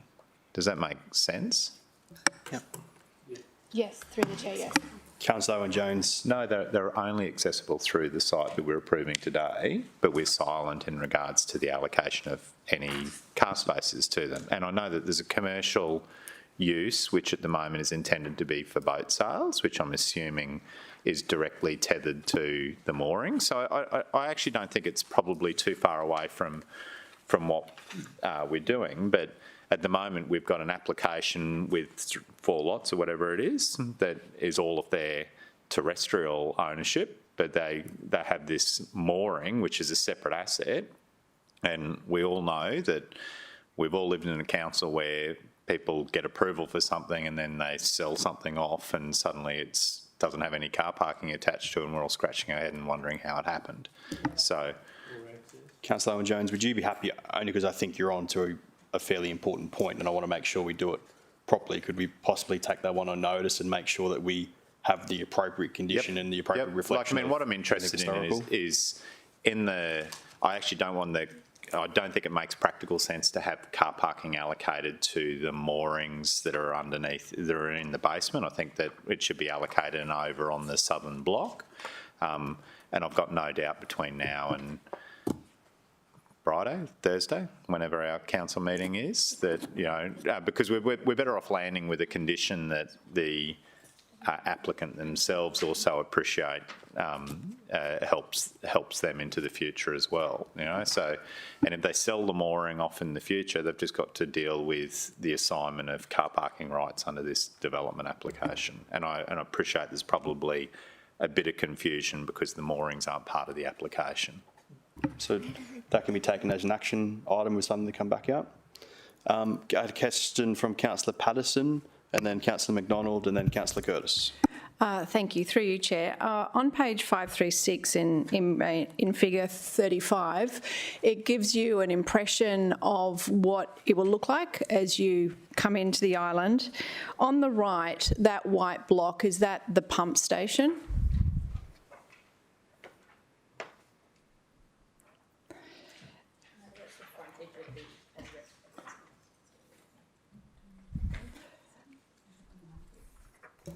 Through the chair, that is actually the house that's there. Oh, that's an existing house. That's okay. An existing property.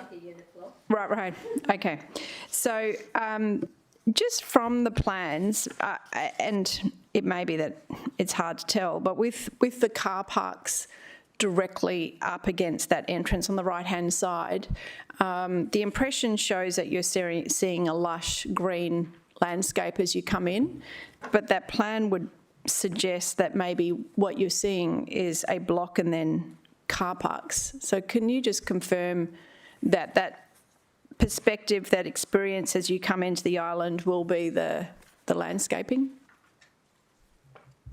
So through the chair, yes, that's correct. There is a landscape statement of intent that includes the landscaping that is proposed in and around the car parking area.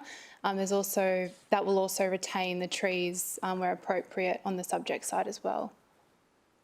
If you want to, Councillor Patterson, it's maybe not the best one, but on page 548, there's a different schematic which shows the interaction of the car park to the building and what vegetation is left there with the new pump station. Councillor McDonald, your question. Just a question. With the application that ran out, was the car parking allocated on that side too, or was it allocated within the complex? So through the chair, the car parking that was allocated for the approval it wasn't on the southern lot of the Sovereign Mile, it was all on the other allotment. Those southern lots didn't form part of the application at that time. Okay, that's interesting. So once you get over the bridge there, is that all body corporate or how's that set up on the island? Through the chair, so the lots the roads are all local roads.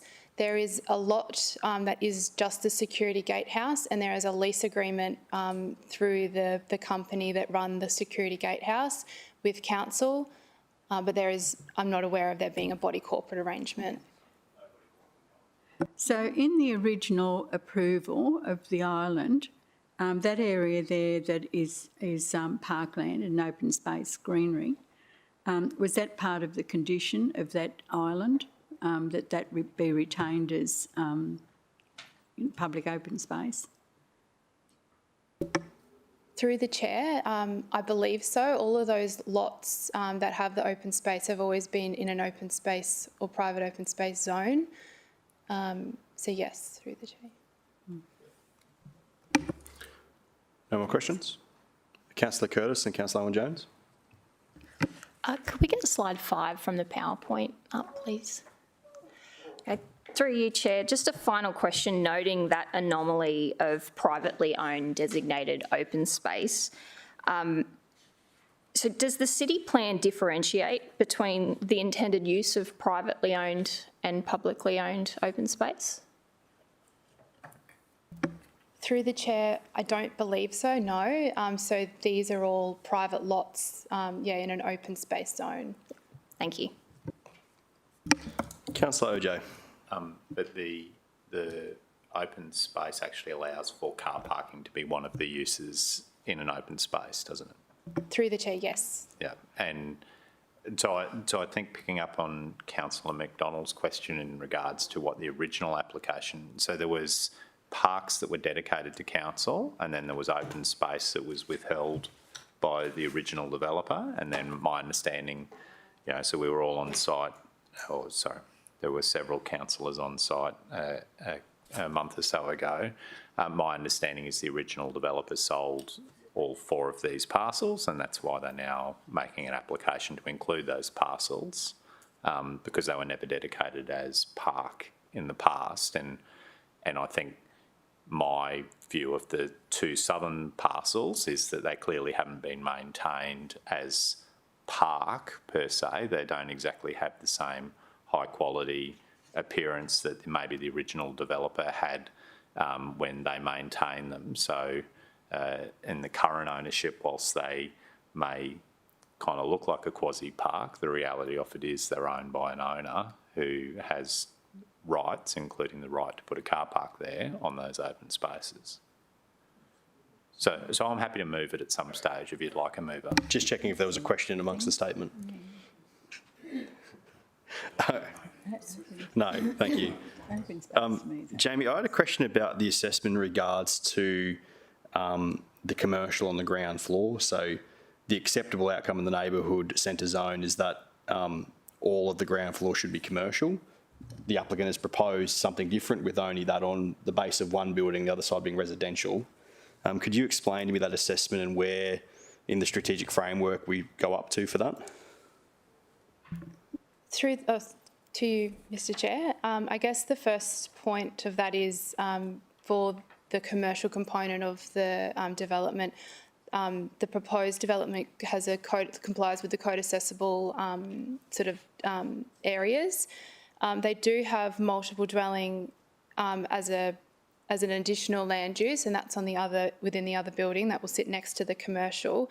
The multiple dwelling is also a code accessible land use in the neighbourhood centre zone, and the proposed development complies with the density for residential development. So I guess the delivery of multiple dwelling with the commercial component isn't considered to impact when you move up to the framework, the delivery of a small scale commercial neighbourhood centre.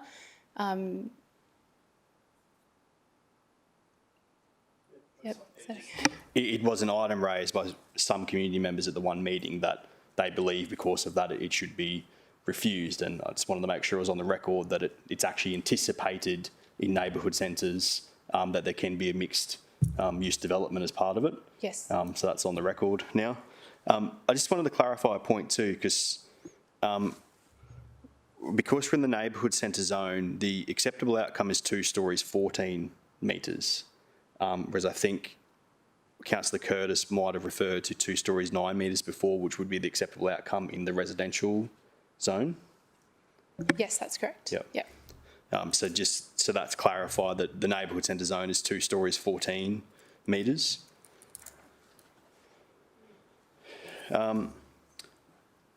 Any other questions for officers? In that case, I'm aware Councillor Curtis has a proposed change recommendation which has been provided to me beforehand. So I'm happy to go to Councillor Curtis now with that change recommendation.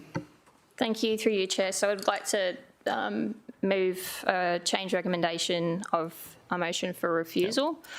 So there is one, there is one self-prepared, but apologies, my wording's pretty rudimentary and can measure it with my level of experience. But just checking, Councillor, have you happened to email this to the officers? I've emailed what I had through this morning, so yes. We've got, and do we have that available to bring up on the screen? Just let it come up first and then we'll get there. And before we start talking to it, we've got to get a seconder first. Have you got the motion there? It's up on the screen now.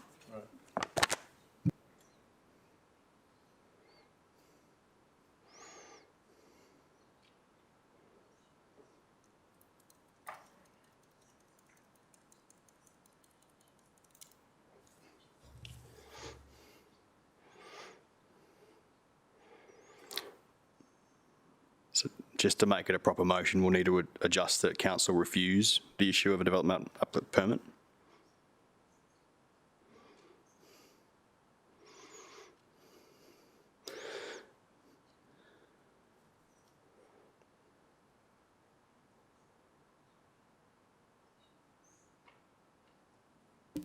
And then instead of subject to, because of the following.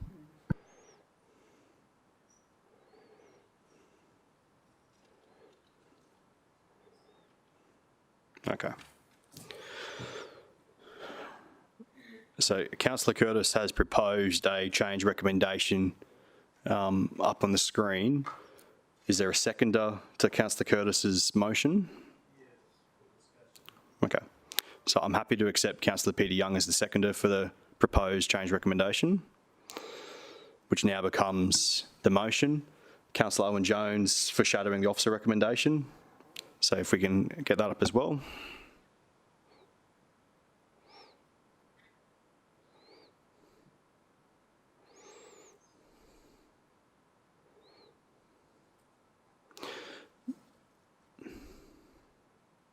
Now, forgive me, councillors, but I am gone blank in my head, but Councillor Owen Jones, who do I go to first in the circumstance to speak? It still goes to Shelley. Yes. So it's really just putting it on the board. Yep. That's fine. Okay. Councillor Curtis. Okay. To you to open. Yeah, thanks. Through the chair, can I grab slide 5 again for the PowerPoint? Thank you. So the development and activation of the current neighbourhood island neighbourhood centre zone has the potential to deliver many advantages to the local area and its surrounds. Unfortunately, the scale and density of this application exceeds the capacity of the designated neighbourhood centre zone that is, in its entirety, only 4,000 metres square, not the 9,000 metres square of the entire site. The exceedance has resulted in a requirement to include designated open space into calculations for the site. I do appreciate the anomalies created by the fact that this is open space that is privately owned, but as we do not have two separate sections for the city plan to define the differences, it's reasonable that the public would have expected it be treated as open space. The activation of a car park on lot 515, which is the southern element, will create pedestrian traffic across the only entry and egress point of the island.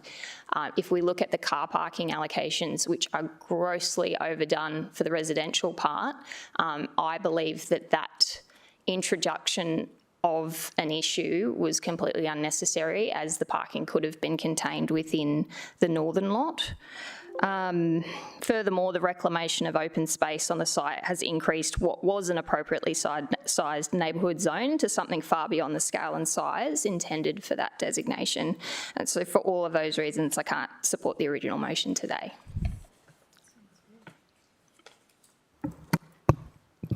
If we can, we'll just give our minute secretary a moment to get the motion back up first before I have any more speakers.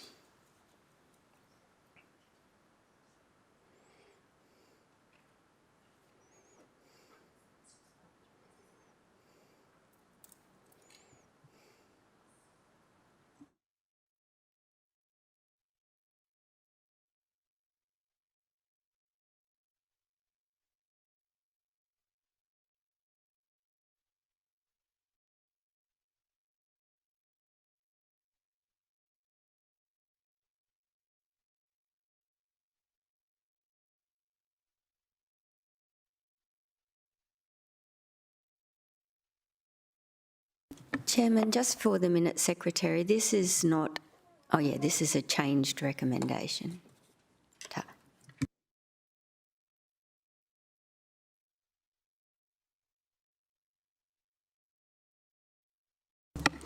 Councillor Curtis, thank you for opening debate. Do I have a councillor that wishes to speak for or against? I'm happy to. Councillor Owen-Jones, a question? And it was just in regards to the reference about the safe movement of pedestrians from the southern block through to the commercial and residential area, and whether officers have any views on whether or not it is indeed safe, or if it... so we're referring it to here as an unnecessary crossroad pedestrian requirement. I'm fundamentally asking, is it safe? Is it?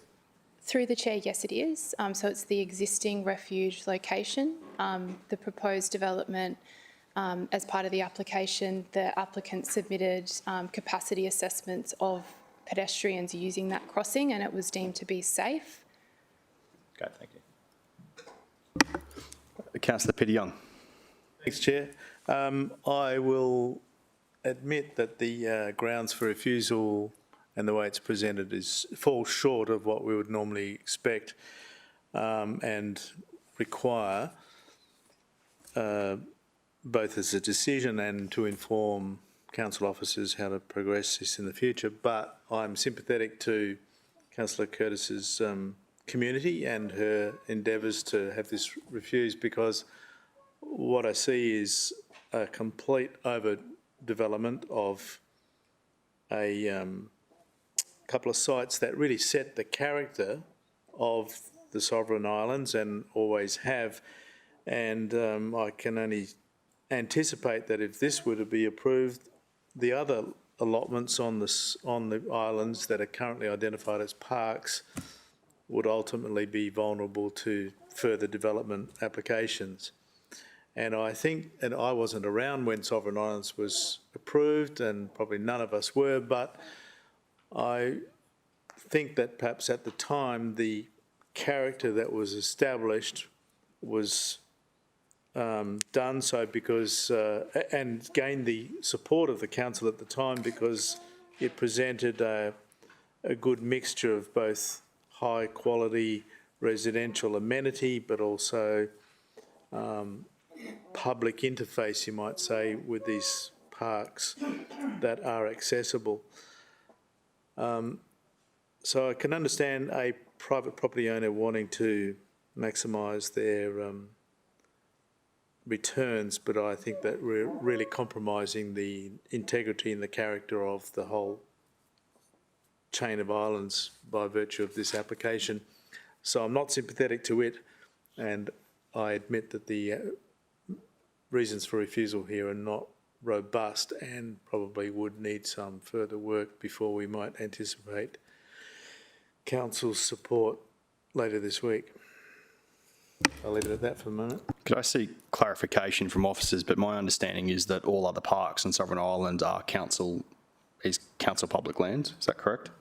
Yes, that's correct. Yep. So there is no chance of other parks on the island being developed, just to clarify that point. Thanks, I stand corrected. Do another speaker for or against? Councillor Gates. Thanks, Chair. I want to speak for it because the application is quite subjective, and I don't think it's about maximising returns. I think it's about providing a different offering in a city that's growing and changing significantly. And the density and the 1 per 900 square metres is something I could only dream of in Northern Gold Coast. So, oh no, I'm not speaking for that. I'm speaking against the refusal, because I think that what is, yeah. I didn't, sorry. No, so I can't support the refusal at all, because I think that what we're looking at today is actually quite stunning, and just a different type of development that doesn't do anything to detract from the sovereign islands. Councillor Young is correct, and maybe the officers might help with some other grounds for Councillor Curtis prior to full council if she wishes to pursue a refusal. But on the basis of what's before us today, I will be unable to support a refusal. Councillor Curtis, so we're in debate, so unless you've got a question. No. You only speak once. Yeah, okay, so that's right. But I don't believe I have any other speakers, so I'm happy for you to close your motion before we take the vote. Thanks, Chair. I'll tie it into my closure, which was basically, I did prefix that I knew that this was probably underdone just through inexperience, and I would so thank you for Councillor Young's contribution, and I would be welcome if any of my colleagues would have their mind to lend their experience to assist in the rewording. If I think the intent's there, it just sort of misses the mark as far as being an acceptable refusal grounds.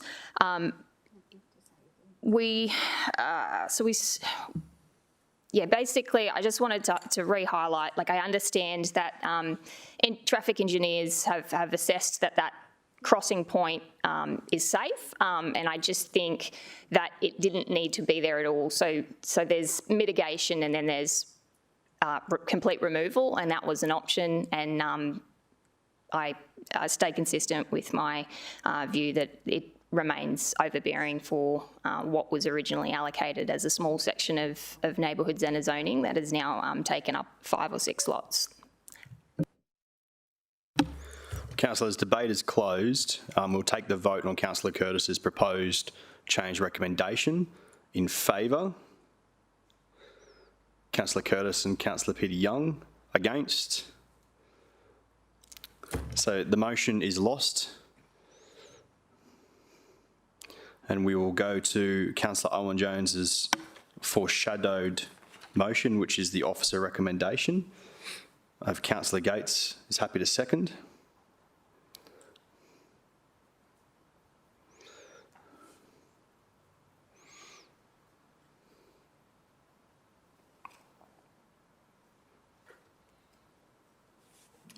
Thank you. So I'd like to start by thanking Jamie for a presentation. I think it helped. It was I think it's always a challenge when we're given a development application that deals with change from what the original master plan may have delivered. As I said earlier, I attended the site at the invitation of the area councillor, and so while she's chided herself today for maybe not quite getting there in regards to the refusal, I think that she definitely realised the importance of it to her area, and the fact that she encouraged some of the planning committee members to attend and have a look was very beneficial for me. So I thank you for the invitation. I think what was of interest to me being on site was how run down the entry statement type parklands to the south of the road was, and also how the existing commercial offering clearly is definitely in need of rejuvenation. So I was particularly interested on site in regards to the northern side and the special purposes in regards to the pumping station, because I didn't quite appreciate that from just looking at the plans. I think that the switching of the pumping station from the north to the south actually potentially improves the arrival onto the island. The design itself is quite impressive, and I note in today's online article for the Gold Coast Bulletin, they're alluding to the fact that the values for the sovereign islands might actually drop because of this development. And so whilst values aren't a planning matter, I'm not too sure how somebody's determined that this type of development may indeed devalue the site, because I think it actually definitely changes the entry to the island, but it does so in a pretty impressive way, and I can't see the units that are going to be developed being anything other than, I'm going to say, world class and quite expensive. So I appreciate the challenges in regards to the car parking, and Mr. Chair, I'm interested at council in having some further details in regards to how we can potentially allocate some of those car spaces to either the commercial lot that might run the business off boat sales, or alternatively by way of some type of easement that is not dissimilar to the easement that exists in order to provide access through the private property to the moorings that are currently owned by the same landowner as the applicant. But I think that it is in everybody's best interest that we attach through parking rights the moorings to the terrestrial land.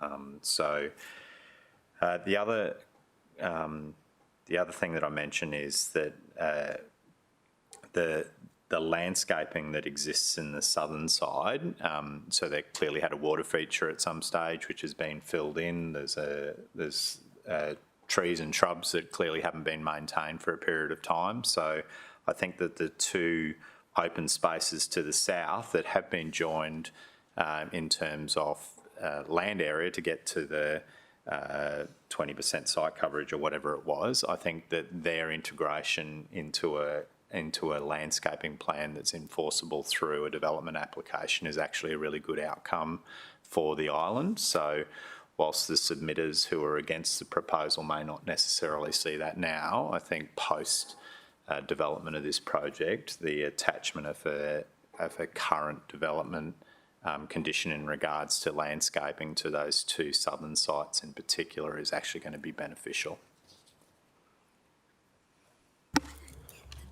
Anyone wish to speak against the motion? In that case, I'm going to speak quickly to it. So I had the great pleasure of attending a community meeting that Councillor Curtis organised that had roughly 70 to 80 members of the Sovereign Islands community come out for a nearly 4-hour discussion with a lot of questions and answers. It was a very insightful night for me to really see and hear what some of the community concerns were. We then had a follow-up meeting where a few councillors attended on site, which I thank those councillors for attending and hearing those residents. One thing that was very clear at the community meeting is that there was a lot of community members didn't understand changes that had occurred to the application from the original application submitted. The original application submitted, I think it'd be fair to say, didn't have strong officer support, and through an information request and a further information request, a significant amount of changes have been made on site, which has now got officer approval. Conveying some of those on the night, I detected for a lot of residents that some of the major concerns had been dealt with. I agree with Councillor Curtis that one of the concerns raised by residents was about pedestrian interaction having to go across the street.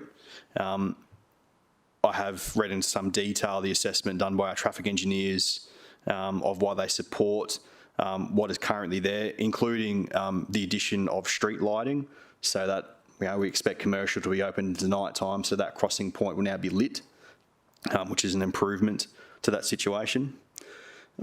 I wanted to talk to quickly, so there was discussion those nights around, I guess, the scale of this and the site coverage and whatnot. I tend to agree with Councillor Curtis that I don't think it's fair. Officers have reported the way they must report, which all 4 lots are in the application, so the site coverage is done on the whole 9,000 square metres. But for me, even if the site coverage was only on the main lot where the 2 buildings are, it would still be a site coverage and intensity that we would expect in a neighbourhood centre. Our city planning scheme is quite strong in its wording that we expect one of the greatest densities and intensities to be in our neighbourhood centre zones. I feel too, so there was some discussion on the night about the loss of the small strip of open green space on the left-hand side as you drive in where the sewer pump station is, that building A now comes right to the boundary there. For me, that needed to be the decision of what's in the greater benefit. Is keeping that small grass strip at the front, or do we make them move building A back closer to building B and lose that generous separation between the building, which is roughly 17 metres? I believe personally that the greater separation between the buildings and it creating a bigger pedestrian plaza in between the two with more landscaping in there is a better outcome overall.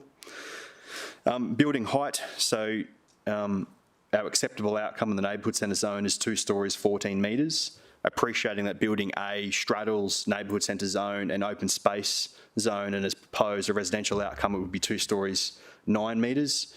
For me, but the city plan is very clear that we want that 14 metres in the neighbourhood centre zone, and we want the neighbourhood centre to be slightly taller than the surrounding residents, which I believe it achieves that without going too far.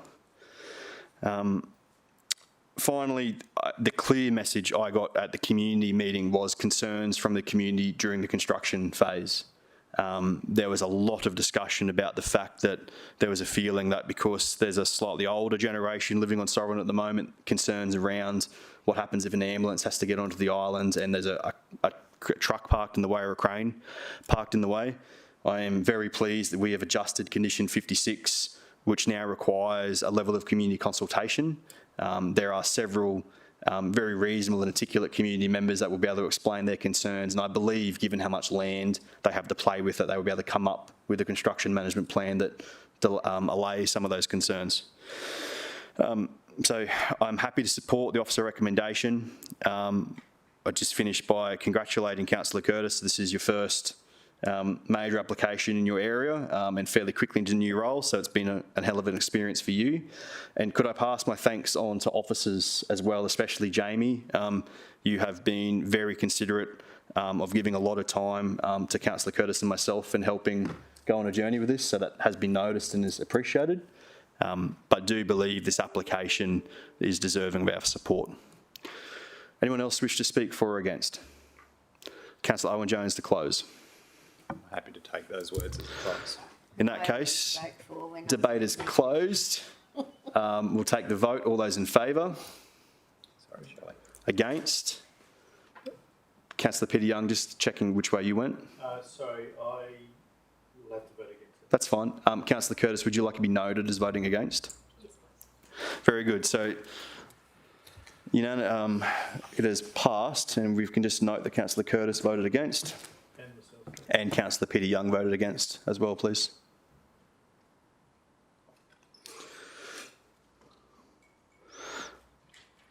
Councillors, that is all the items on the agenda for today. I'm not aware of any general business items. Councillor Councillor Gates. Sorry, just a question, if I might. We're getting our agendas with the attachments separate from the agenda. I know that these agendas are not prepared in the planning branch, so it's not a criticism, but are we sorting out the technical difficulties in putting the attachments with the agenda, please? Yep. Through you, Mr Chair, Councillor Gates, I wasn't aware on that until the agendas came out, so I've certainly got it as a note to talk with Chamber support and work out what we can do for that. I agreed. We thank the EGM for taking that a notice and her promise that she'll bluntly deal with it.